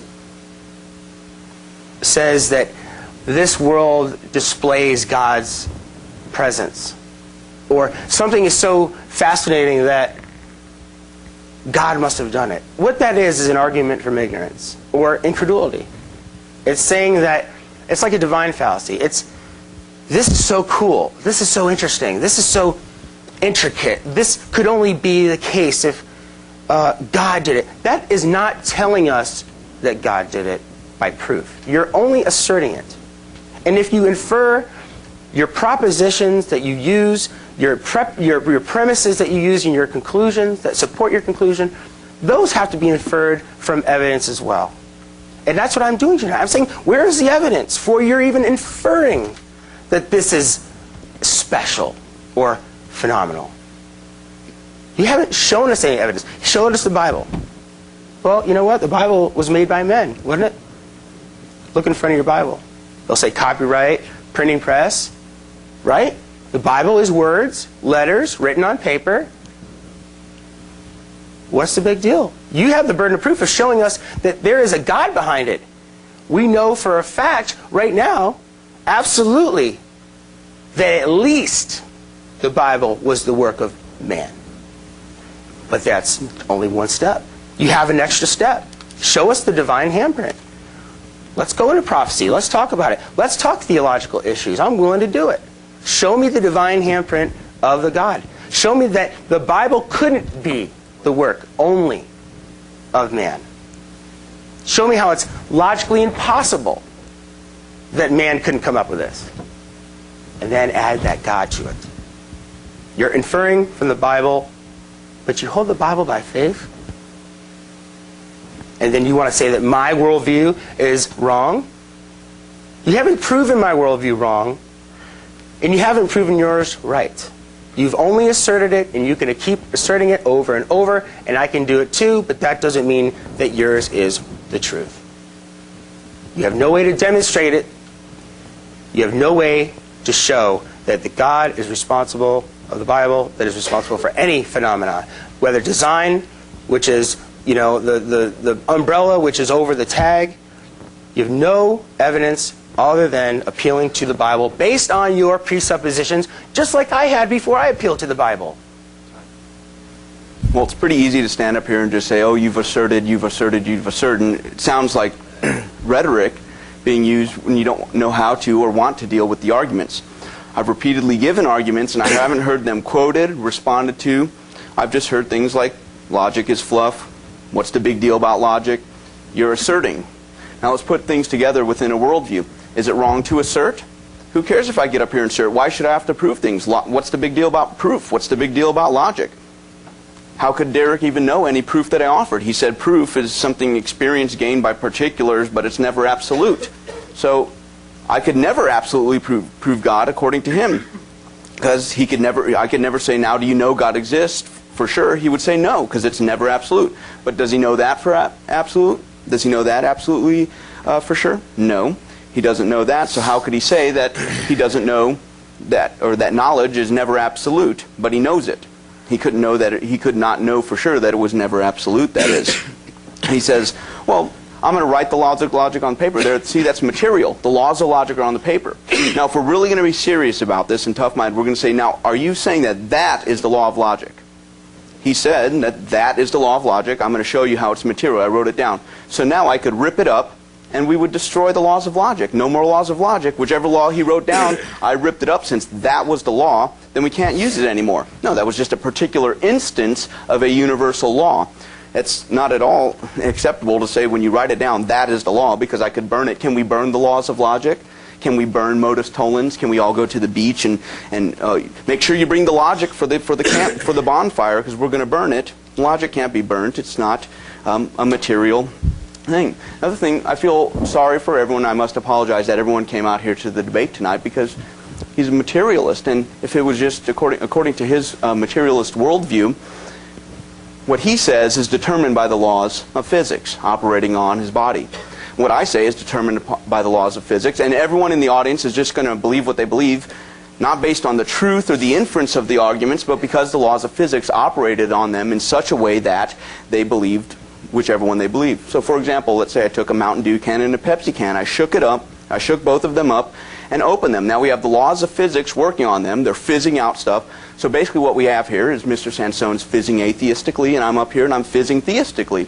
So we're just up here fizzing. Would anyone go to the Mountain Dew can or the Pepsi can and say, look, the Mountain Dew can is just destroying that Pepsi can in an argument? That Mountain Dew can is fizzing truth. Can you just see the... No. This is not at all how our beliefs operate, or we operate in the world. So you've all came here tonight, and basically you're not free to choose what, the arguments. You're not going to come listen to our arguments and sit back and reflect on the inferences. You're just going to do whatever the laws of physics determined you to do.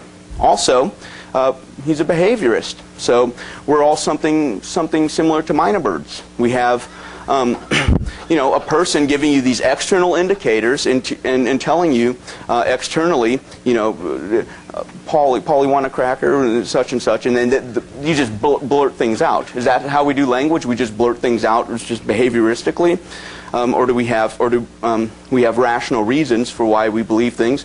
What about behaviorism and the creativity of children? Children are great. They refute determinists all the time because of their creativity. You hear hit ball bat, hit ball bat. These repeated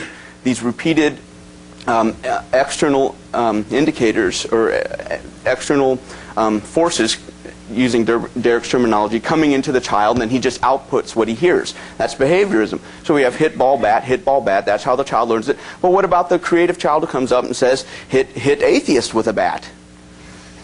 Creativity can't account, or behaviorism can't account for the creativity of language. So we can't account for language. We can't account for reasoning and the freedom to accept our beliefs.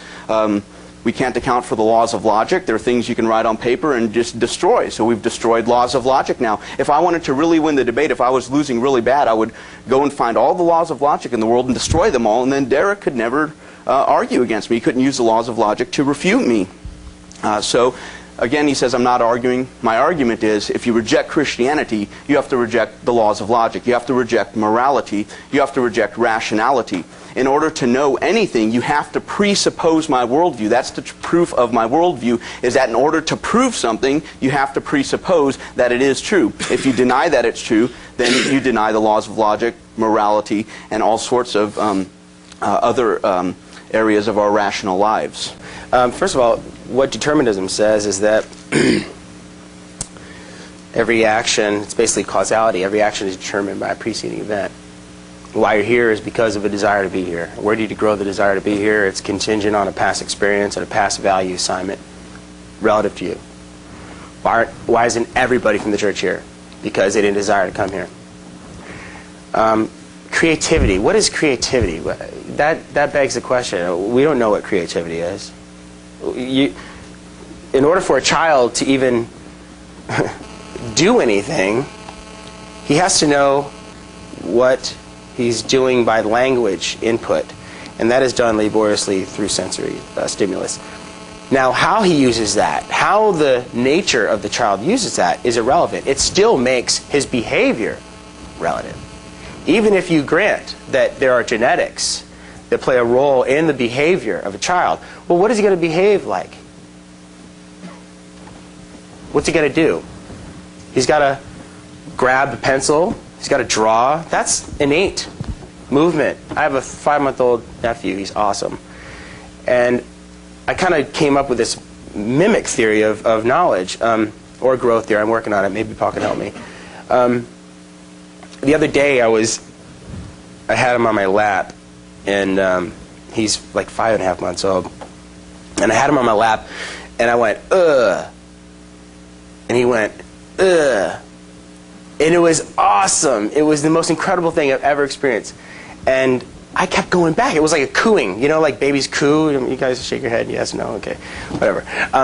But it was this cooing match. It was great. And I was like, would this baby have done this if I hadn't done what I did to make that response? I mean, of course, babies make noises, but this was different. This was like direct. This was like right here. I was stimulating him. And that's just innate. It's human sentience. We're aware. We're conscious. But how we learn concepts, how we abstract meaning from our experience with our external world is done through that process, contingent on external forces.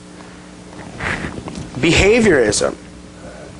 Behavior just says that you enforce positive and negative reinforcements.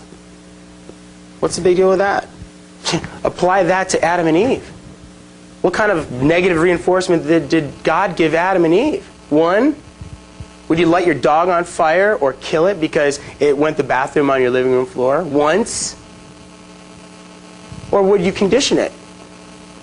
Would you give it a couple chances with your kid?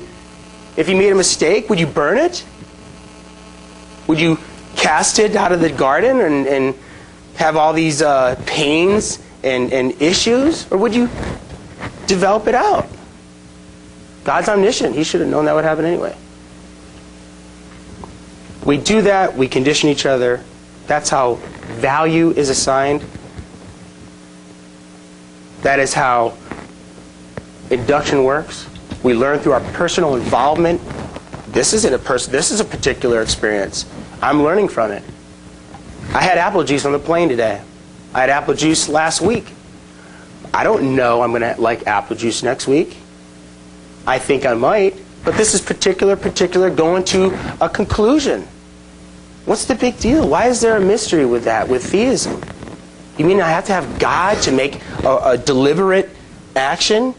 What is deliberation? Before you come to something, if I'm going to drive and I'm going to stop at this stop sign, I deliberate. Am I going to really stop or am I going to kind of coast through it? Well, last week I coasted through it and a cop saw me and he gave me a warning. This time, because of that personal experience, I'm going to change that because you know what? I don't desire the ticket. Why? I don't have a lot of money. Why? Because I'm not good with my finances. It doesn't matter. The bottom line is that you learn through these experiences, and this is how you form your behavior patterns, your values, why you accept a proposition or not. Tonight we haven't seen any evidence for God. He makes a big deal out of logic, which I have said, the laws of logic. Of course, I'm not writing the laws of logic. But what do the laws of logic tell us? All they do is they correspond to identities. Look this up when you go home. What are the laws of logic? Read them. Are these like some mysterious entity floating around, the laws of logic? Well, how did you learn about the laws of logic? Through your ears? Through your eyes? I said this already. I feel like a broken record. It's not a big deal. Logic is just you, me, all of us, identities, learning as we go. Learning through our own relative path of induction. Our knowledge, whatever. Absolute. We gain confidence, optimistic confidence with our own particulars that we've experienced. And we're not saying that we know absolutely what's going to happen tomorrow. But who cares? Why is that a problem? Why is that a problem for the atheist or for the theist from a materialistic worldview? I don't see the confusion with that or the mystery. I just want to thank everybody for coming out tonight. And I appreciate your attention. And I'd like to thank everyone as well for coming out tonight, and hope that some people out there, if you're wondering, at least might spark some interest for you to want to pursue this and ask yourself, isn't there something to this worldview that if I reject it, I have to reject rationality? And I'd like to thank my Heavenly Father for His graciousness towards me and for saving me. And Derek wants to ask for, he wants to empirical proof, sensory proof. Show me it that the Bible is true. Proverbs 1:7, or excuse me, Psalm 14:1 says, "The fool has said in his heart, there is no God." Mr. Sansone wants proof of it. Well, a worldview which denies, which cannot account for the laws of logic, is foolish. The Bible told us this thousands of years ago. These ignorant people who lived in the boonies told us this thousands of years ago. Mr. Sansone wants to say, I've answered these questions about logic, but he hasn't. I'm asking, first off, a metaphysical question as what the laws of logic are. What are they? What is the nature of these laws? They are not physical, as I've shown time and time and again. If he wants to say it's something you can write on paper, which he just retracted, but originally he said that now it's material. You could destroy the law of logic. Laws of logic are universal, they're unchanging, they are abstract, that is not non-material, and something that is material is something that is particular, contingent, it's changing. So those two qualities don't go together. You can't have a worldview that says all that exists are marbles, but now let me appeal to some non-marble entity in order to prove my worldview. If all that exists are marbles, where is logic? You would have rocks, trees, bushes, and look, everyone, there's a law of logic. I just saw a law of logic. Could Derek, if he didn't want me, maybe he figured maybe I was good at the law of excluded middle. I knew how to really work that. And he said, well, I'm not going to let Paul use that tonight, so I'm going to hide the law of excluded middle under my pillow. And Paul won't be able to use that anymore. Can we do that with the laws of logic? No, they're not material. He wants to talk about everything is just a preceding event is what determines you to believe things. Which preceding event? How does he know what preceding event determines you to do what? When Mr. Sansone was 5 and he stubbed his toe, was that the preceding event that made him be an atheist? What preceding events are there that, how do you know what these preceding events are, and are they rational? If preceding events are the events and things that happen to you are what cause you to have your beliefs, then we have all sorts of rational, irrational things going on in our worldview. I bumped my head on the door, that was a preceding event, and then the next day I believe, in materialism. How does a material event, some preceding physical event in your life, make your beliefs rational? It doesn't. He talks about, he has a contradiction on his hands, he talks about a child having an innate knowledge. children have innate knowledge, but he wants to talk about all knowledge is by sense perception. If all knowledge is by sense perception, then people do not have innate knowledge. And he wants to tell you, go home and look that up in the philosophy books about laws of logic. Well, go look that up. Innate knowledge is not something that empiricists espouse. So we don't really know for sure how well he knows his empiricist view. Also, go look up the laws of logic. That's a very, naive view of the laws of logic, is to say, well, they're all just based on identity. It's just identity. First off, we haven't answered the question of what identity is. Does it exist? Is the identity physical? Can we touch identity? Where is it in my body?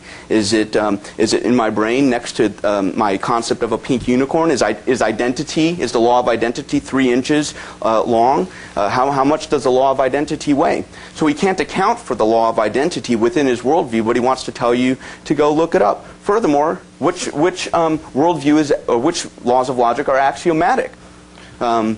We have Aristotle's, which is not the same as Bertrand Russell's or Gottlieb Frege's. They're not the same, so we have which view of logic should be the one that we should take here. If logic is just going on in our brains and it's the way our physical minds work, why do we disagree? How do you determine when two people are disagreeing or reasoning logically? How would we determine that? My brain tells me God exists. That must have been the physical workings of my brain. His brain tells me God doesn't exist. Well, whose brain is working logically? He could say, well, test him by the laws of logic. Now what has he done is he put the laws of logic and transcended them outside the brain where both brains could be judged by. So again, he's refuted his worldview and said, let me borrow from yours a little bit. Let me assume the Christian worldview. Let me assume that laws of logic are not material. They're universal. Also, laws of logic are more conceptual in nature, and concepts reside in minds. So laws of logic, since they are universal and absolute, necessary, they've always existed, they've had to have existed in a mind, and they exist in the mind of God. The proof of the Christian worldview, what I came here tonight arguing from the very beginning in my opening statement, is that our worldview is required to make the facts intelligible. In order to know or to make intelligible your claims about logic, to make intelligible your claims about science and morality, you need to presuppose our story, the way our Bible and our religion tells us that the world is. You need to presuppose that view of the world in order to make sense of the world. You can't presuppose the atheist worldview to make sense of reality, because if you do that, then you're going to say logic is fluff. We can't assume laws of logic, and they're based upon me. Laws of logic are based upon me. We've had no explanation for what that means, and we're not going to have one, because the atheist worldview does not have an explanation for the laws of logic. It can't give a coherent account of reasoning and the properties of our beliefs, such as intentionality, aboutness. Pieces of matter aren't about other pieces of matter. Furthermore, propositions. Beliefs are positive attitudes toward a proposition. A proposition is what a sentence asserts. So it's the meaning of a sentence. You can have one sentence in English and one sentence in Spanish, both asserting the same exact proposition. Now, according to a materialist, how could the same thing be in more than one spatio-temporal location? That's in more than one place at one time. How could a proposition be in more than one place at one time? If it was material things are only in one place at one time. But propositions could be the same proposition could be in numerous places at the same time. In writings, in my sentences here, in some sentences in Japan and China and Africa, the same sentence would assert the same exact proposition. But according to materialism, we don't have things that can be instantiated in numerous places at the same time. So all we've heard basically, I think, tonight is running from the arguments, not addressing the questions and the arguments here, and basically saying, oh, he's just asserted things. Where's the proof? Where's the proof? Well, that's a bunch of hand-waving. I mean, someone could come up and offer the best proof in the world, and I could say, where's the proof? Where's the proof? Anyone can sit there and keep saying, where's the proof? I've argued it tonight, and we haven't heard interaction with it. We haven't heard, well, here's the metaphysics. Yes, laws of logic really are material, and here's how a material thing can be universal and invariant and abstract and necessary. He's told us that material things are contingent. Well, if something is contingent, then it can't be necessary. Things that are necessary are not contingent things. Contingent things don't have to be. but necessary things do have to be. He told us that materialism is contingent, or material is something contingent. So the laws of logic would have to be contingent, which would make them non-necessary. So he can't use them to necessarily refute my worldview. He can't say, here's a problem in the Bible. You have a necessary contradiction on your hand. I could say, no, it's not. Maybe there's an answer in the future. Who knows? Maybe it won't be a contradiction in the future. Maybe it wasn't back then, but it was now. And we have absurdities happening in our worldview. Does anyone really reason like this? We've heard no answer to the evolutionary argument I posed. How upon evolutionary assumptions do we have a reason to believe that our beliefs are hook up to the world and our truth producing? We've heard no answer to that. We've heard no answer to the arguments that basically, one last thing I'll mention. He says things like, God is omniscient. He should have known that they would have sinned. Well, I mean, he did. If he's omniscient, then he did know they would have sinned. So I don't really understand that objection. It'd be logically entailed in it, but if we're going to reject the laws of logic, then an omniscient being might not be a non-omniscient being. So tonight you need to think about what it is about your worldview. If you're going to hold an atheistic worldview, a non-Christian worldview, what it is about that doesn't allow you to be rational, that doesn't allow you to believe in, to hold to science, because you can't account for induction. You need to ask yourself, why is it that my worldview can't account for these things, but the Christian worldview can? Our Christian worldview can, because it's true. The world is rational, and God made it according to His mind. And not only do people need to be saved from moral sin, but we've seen tonight that people need to be saved from their intellectual sin. To deny God is to sin in your reasoning, and to become a fool, as the Bible says. It's not name-calling, but it's describing someone who is vain in their reasonings. Okay, we have a lot of questions, and we have a lot. What I'd like to do, I can creatively make a plug for my weekly radio program. What I'd like to do is this Tuesday night, I'd like to invite both of these gentlemen to be my guests so we can discuss the questions that we don't get to tonight. And if you don't get your question answered tonight, and you'd like to hear an answer to it, then you can go to unchainedradio.com, and the program can be heard on that particular website. And it will also be archived there for you also on the home page if you're not able to listen live on Tuesday evening. We do have a lot of questions as mentioned, so probably the briefer we can keep the answers, the more we can get to. Okay, let me begin by asking Derek. Derek, first question is, assuming that as an atheist languages were developed, if you say that behavior is driven by language input, how did anything ever happen before language was developed? I didn't say language was responsible for behavior. Behavior is just what you see and observe someone do physically. I didn't say that language was responsible for behavior. Language aids the agent in his understanding of our physical realm, just like the Bible is not a cooking book. You had to know the difference. You had to rely on the axiom of existence to even conceptualize that there was a difference between those things by the language, by the linguistic symbols that describe objects. All for rebuttal? Sure. There's all sorts of things that you could say with language that have nothing to do with our physical world or aiding us in knowing our physical world. I can talk to people about pink unicorns. I can talk to my son about all sorts of imaginary things that he knows, and it has nothing to do with the physical world. I still use language, though, which is not having anything to do with aiding in understanding the physical world. How does telling my son, well, pink unicorns are pretty cool, how does that aid in understanding the physical world? Well, since that's what language is, I guess I must have not used language. Okay, this next question is for Paul.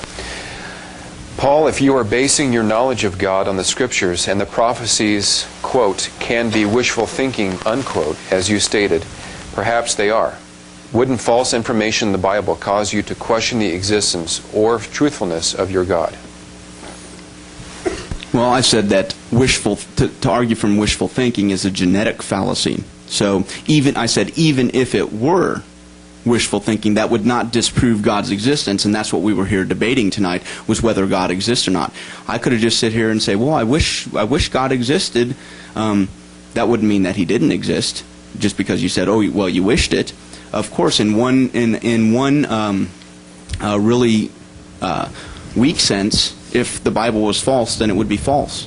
So if there was something false in the Bible and it was inerrant, but that's trivial. It's not getting to the nature of the argument. I'm arguing that if the Bible were not true, you couldn't even say that something was a contradiction in the Bible, or that something was false or predictive false or prophecy were false. You would have no worldview whereby you could even make that objection. So the proof of the worldview is that it has to be true, even to raise the objection. You're assuming the laws of logic, and you need to be able to give an account for it. No, I don't need to give an account for something that is not a big deal. And I agree with Paul on that one aspect, that just wishing it doesn't make it so. What I was referring to was that the Bible was internally verifying these alleged happenings, and by it, it was conveying a supernatural handprint. In other words, when you talk about a fulfilled prophecy, well, it's all contained within the parameters of Scripture, and I'm like, well, how convenient, you know? God means book. God means book with words written and those things coming to be, which is arguable. So, in other words, God means book. God means book with data that looks like a prophecy fulfilled. Okay, this is a good time for this question. Derek, why do you say that God lives in a book? He lives in heaven. The Holy Spirit witnesses to me through God's Word. God used men to write the Bible with what He put in their head to write. So the main question is, why do you say that God lives in a book? Because you wouldn't know about this God unless the Bible was there. And He lives in the content in the Bible. And you stem all these presuppositions from your appeal to the Bible based on your social conditioning. So if you have the sufficient amount of ability to reason that makes these propositions so and truthful to you, or believe it, then what's contained in the data will actually perpetuate the ideology throughout everything that you look at. The lenses are built within the Scripture. If you appeal to the original sin, then everything else is going to fall into place. And that's in the book. Well, I mean, Mr. Sansone came here and told everyone that he was a Christian. I think a basic thing that virtually every Christian knows is called general revelation. It's in Romans 1. It's pretty basic. It's we know God. We know that God exists. His nature is evidenced to us through nature. So it's not, first off, it's not the only way that you can know of God's existence, through a book. I mean, maybe it is, but he'd have to offer an argument. You can't just sit up here and assert these things. Secondly, how does he know that that's the only way that you could know of God is through the book? Remember, he only knows things by sense perception. So did he observe that the only way you can know God's existence is by a book? I'd like to see where he observed that. There's no observation that he could appeal to which proves that. Okay, Paul, this question is for you. God created logic, then how can logic point to His existence? Well, it's not my argument that God created logic. I never said that tonight. So I would deny that first part of the question, that I'm saying that God created it. Logic is part of God's nature. Logic points to God's existence because the laws of logic are universal, they're immaterial, they're invariant, and they're conceptual in nature, which would have to be also conceptions are in minds. God is universal. He exists in all places at all times. He's unchanging. God does not change. And He's immaterial. He also has a universal, immaterial, unchanging mind. The laws of logic are the way God thinks. The Bible tells us that God cannot lie. It is impossible for Him to lie. That is, it's impossible for Him to contradict Himself. So the basic law of non-contradiction is part of God's nature. I would say that God does change. Changes into a Holy Spirit. He changes into Jesus. How are we looking at the word change here? When you say logic points to God, well, you're assuming God exists. right away. It points to where? Where does he point? Where does logic point to God? Logic rests and contingent on identity. Where is God's identity? Jesus? That's a whole other debate. Maybe I can come out in a couple weeks and debate Jesus' divinity. Where is this God? How does logic, which is identities, existence, point to God? Where's the connection? It's like the connect the dot fallacy I made up the other day. You have dots, and the Christian paints this nice picture with these dots, but that's not the case. Where's the proof? That's what I'm asking about. Where's the connection? Okay, Derek, please define identity in immaterial terms. There's no such thing as an immaterial term.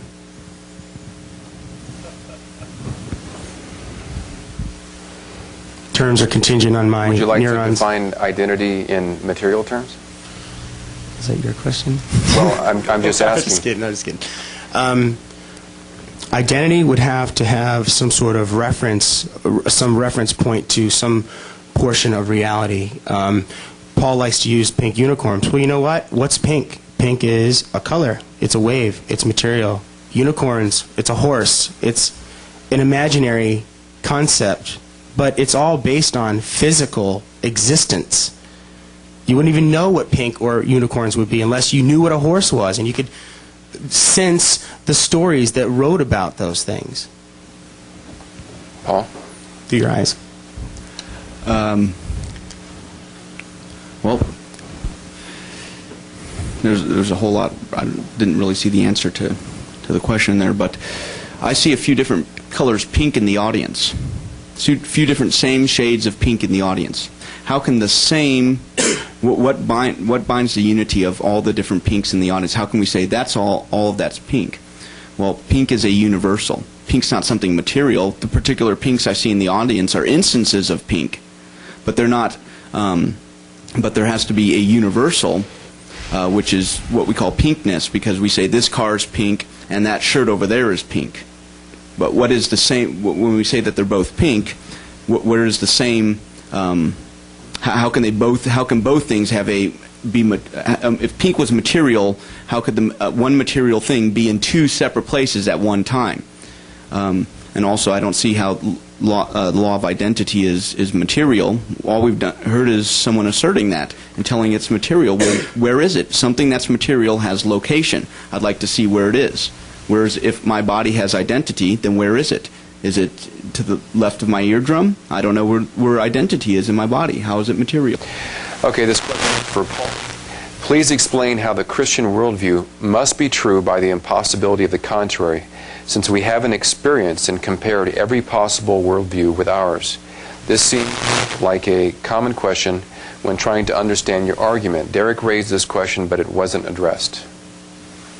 Well, there's only two worldviews, is the answer. Jesus said, "He who is not for me is against me." There's two worldviews, one for Christ, one against him. There's the seed of the serpent versus the seed of the woman. There are those whose father is the devil, and there are those whose father is the heavenly Father. So there are only two worldviews. Now, we can't talk. Basically, you have Derek's worldview and, let's say, a Hindu worldview. Both those worldviews deny Christ. So they're both the same worldview. They just have some differences. They have some family squabbles going on there. But the Hindu worldview and the atheist worldview are closer together than my worldview is and the atheist worldview. Both of those worldviews deny Christ. So basically the argument is set up as a disjunct, A or not A. It's not set up as A or not B. It's set up as B, C, D. It's A or not A. And so the impossibility of the contrary, since there's only two worldviews, those are for Christ or against Christ, to reject my worldview results in absurdity. So there's different variations and ways I could show someone is absurd. For example, the Hindu worldview, all is one. Well, if all is one, then you've lost rationality because you have no laws of logic. Then you have no laws of rationality. Irrationality and rationality are the same. So I could refute that worldview as well. Okay, Derek. What we've just heard is an argument from ignorance. He doesn't have the data to prove the other worldviews are wrong. He just says they're wrong. He just comes up with these concepts of wrong according to the prescriptive the prescription of these worldviews to what he's assuming to be true with his worldview. So he's not actually shown, like I said with the scientific method, I come up with my battery, he comes up with the alternator. Let's just say mine is wrong. Let's just say mine's wrong. Say the battery didn't cause the car not to start. Where is his proof for his answer, for the phenomenon? We're still talking about a gap in knowledge. He's inserting his, and he's inserting his by default because he can't prove anybody else is wrong. It's a false dichotomy. Okay, Derek, the next question is for you. Given your worldview, should we open the prisons and let all the criminals free? This would seem to follow from your worldview, since all behavior is relative and therefore no one has the right to say that their behavior is more right than someone else's. That's a great question, and it's a misunderstood position, and I don't know if I can unpack that in 2 minutes. I was talking to a Christian on the plane today about that, and I was talking about conditioning, and I kind of touched on it tonight a little bit about compromise. Standing in the line of the airport security checkpoint really stinks. I don't desire it. But you know what? I understand it. I understand the reason for it. I'd rather get on a plane knowing there's no bomb on there. And so my desire kind of fluctuates a little bit. And I think that's how we are as a country, as a society. We see people that are ill-informed. You know, what if there was a guy that wanted to kill somebody and they just didn't have all the potentials kind of laid out in front of them to maybe make a real range of potentials. Maybe he was just closed with 2, and someone didn't show that person, hey, look, you don't like to be confined to a prison cell, do you? Well, maybe you like to go hang out with your friends and drink beer and watch sports. Maybe you don't want to do this. See, memory is unreliable, and maybe somebody needs to come in and condition and allow that person to see other potentials from their actions, and that's how we condition each other. Just like a child. A child is parochial and immature. We condition them, we set reinforcements, negative and positive, and as a country, we do that. We do that. Again, I'm at a loss on how that addressed the question at all. Said, on your worldview, on your view of things, why should we not open up the prisons and let everyone out? And then we talked about standing in line and not liking standing in line and people wanting to drink beer rather than spend time in jail. I don't see how that was an answer to the question, so I can basically take that time now and address it. There is no reason why on his worldview other than his personal choice. Well, that's our personal choice. So it's basically the same as, well, you know what? I don't really like people who like fish, and if I got the most power, I'm going to put everyone who likes fish in jail. That's a personal choice that they did, and I happen to not like that personal choice. I got the guns. I'm the boss, so I'll put them all in jail. So in his worldview, all we have is we're just against people. It's just our personal taste that we sometimes don't like child molesters. Some people do, and let's put them in jail. There's no reason for it. There's no reason not to let them out, objectively. Okay, the next question is for Paul.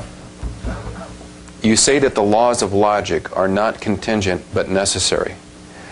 But are not the laws of logic contingent on God? How is this resolved? Well, earlier I had said, again, that logic is part of God's nature. So that's not, I don't understand what it means, contingent on God. Logic is the way God thinks. Laws of logic reflect the mind of God. So they're not contingent upon Him. They're part of His nature, and He's a necessary being, and so the laws of logic necessarily exist. Again, what are the laws of logic? What are they based on? A singularity. Like I said, all the contingencies are based on A equals A. But who cares? Do I need to know A equals A to know that I can't be Derek Sansone and not Derek Sansone at the same time? Are these really important for us to know? Are we at that loss with the concepts and principles of logic to be needing to know what these laws are? I mean, God apparently, it's His nature. What's His nature? You haven't told us what God is yet. You just told us that logic points to it is part of its nature. What is it? What are you talking about? If I say my dad is tall, you guys can look at my dad, and maybe it's subjective and relative, but at least you have a reference point to make this connection. You haven't even told us what God is yet. He's just this noun in this book. Mr. Sansone, If logic is fluff, why do you use it? Why do I use it? What do you mean, why do I use it? I don't use logic. Logic is logic is based on the singularity of my existence and your existence. I mean, yeah, you could say that I use some of the principles of logic, but I don't see the mystery or the confusion. It's everybody uses what the principles of logic suggest, and that is A equals A. We all have identities. I don't see the mystery there. Just if Derek wouldn't mind, before I'd like to just say something to his last thing, if he wouldn't mind, about defining God. I was never asked to, but if I would have been, I would simply tell you God is a spirit, infinite, eternal, and unchangeable in his being, power, justice, holiness, goodness, and truth. But I was prepared for you to ask me that, and you never did, but I would have. Anyways, he said, I didn't use logic, but then I did use logic tonight. I didn't use logic, but I used some of its principles. So again, we have contradiction. There's innate ideas, but we're empiricists. I don't use logic, but I use some of logic tonight. He said he didn't use logic. Well, I mean, so much the worse for atheism then. There goes his argument. He didn't use logic tonight to refute the Christian worldview. And also remember what I said, according to his website, is the Christian is totally justified in his beliefs according to his presuppositions. I think I've shown tonight that Mr. Sansone is not justified in believing in logic based on his presuppositions. Okay, the next question is for Paul. Rape and murder are wrong, defined by the Bible. Why do non-Christian societies also consider them wrong?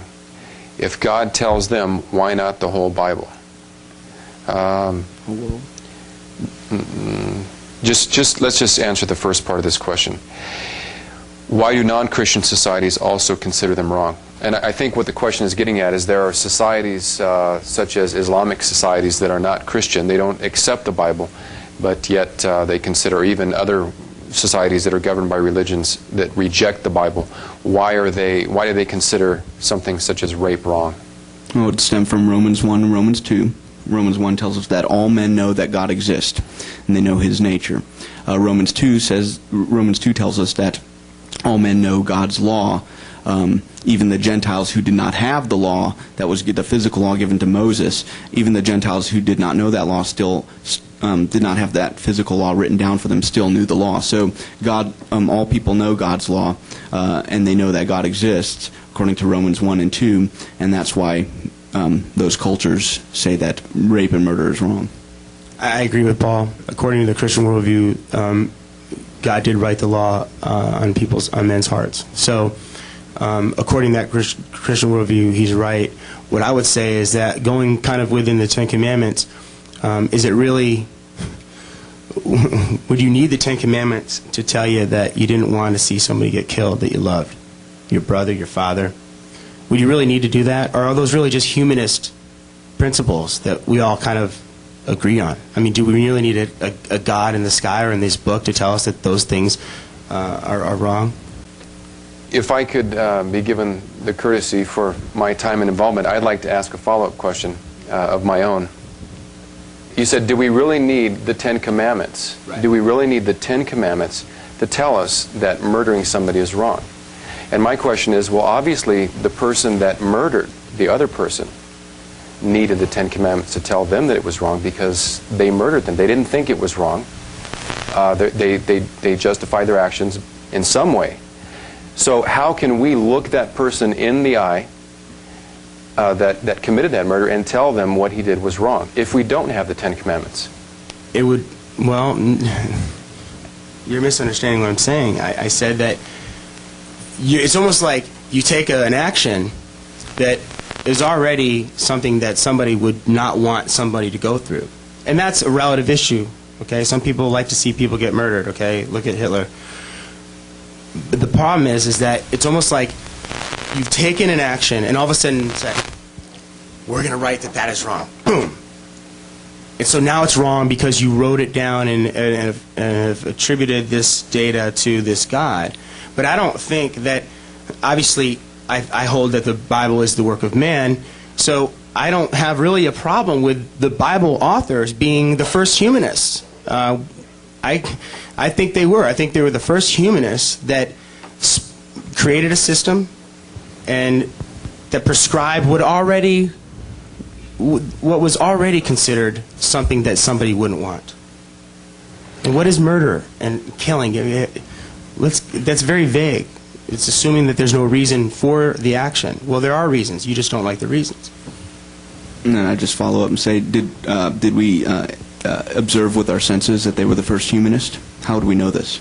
It's just, again, another assertion based upon which contradicts your worldview. If you only know things by sense perception, then how do you know that they were the first humanists? Were you there perceiving that? Did you perceive them? So all we've heard tonight again and again are assertions which don't comport and claims which don't comport with the belief that all that exists, or all you can know, is by sense perception. The next question is for you, Paul.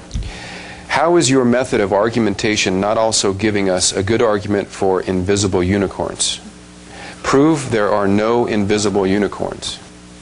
Well, if someone could show me that laws of logic, to make sense of deduction, to have reliable reasoning faculties, you would have to presuppose an invisible unicorn, then I guess that's a debate we could have tonight, or a debate we could have at some time.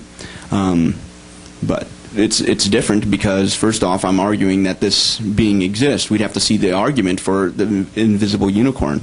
You can't just get up and say, well, the invisible unicorn argument, it refutes you. I don't know what this argument is. I've never heard of it. I need to see the details on it. Derek? It's no different for asserting the supernaturally preposterous, in the words of Eddie Tabash. It's no different. If you make the positive assertion that something exists that we don't see, show it to us. I'm open. I'm willing. If there's pink unicorns, show it to us. If they're not, I wouldn't have a problem helping you refute that because I'm a skeptic. But you haven't produced evidence for God yet. You've just said logic is a big deal. It points to God. Atheists couldn't do anything except without assuming logic, which is a part of God, which is part of my worldview. You haven't even made a big deal about logic yet. And how am I using logic? That's another thing. How am I using logic? And I would say that what I've given you tonight supports that alleged use or mysterious use. Everything I said is contingent on A equals A, which is the first law of logic. This will be the final question. This is for Derek. What do you mean by give me evidence or proof? Do you mean physical or tangible? What evidence would be sufficient?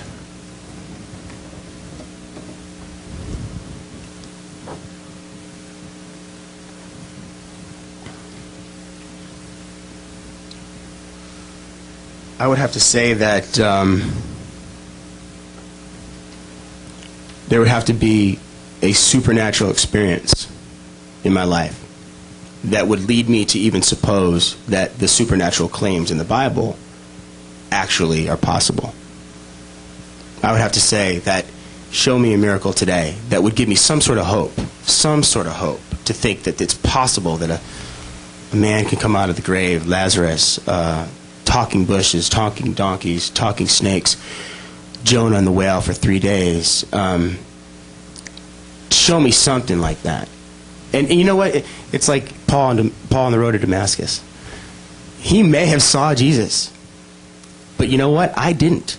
And for Paul to push that on me and lay out this whole agenda as a result doesn't prove anything. I'm supposed to take Paul's word for it. Well, even if God and Jesus and the super friends and all the people in the Bible, all the superheroes in the Bible that came into my hotel room and said, hey, here we are, this is us, that would at least get me closer to accepting some of those claims. Where are you staying at tonight? My point is that give me some shred. Why such reasonable disbelief? Why such reasonable non-faith? Give me something. Okay. I'm open. The follow-up? Yeah, Paul saw Jesus, but Derek didn't. So why does Jesus have to push it on, or why does Paul have to push it on Derek? Maybe Derek has seen the laws of logic. I haven't. But why does Derek have to push the laws of logic on me? Why does he have to hold me to being rational? That sort of argument just doesn't fly. But Derek said he was a Christian. I don't know how familiar he was with the Bible. Seeing a miracle is not going to do anything. Jesus tells us that in front of the resurrected Lord, when he stood there in his resurrected body, the Lord of glory, it says, and some doubted. So even in front of the risen Lord, there were still people who doubted.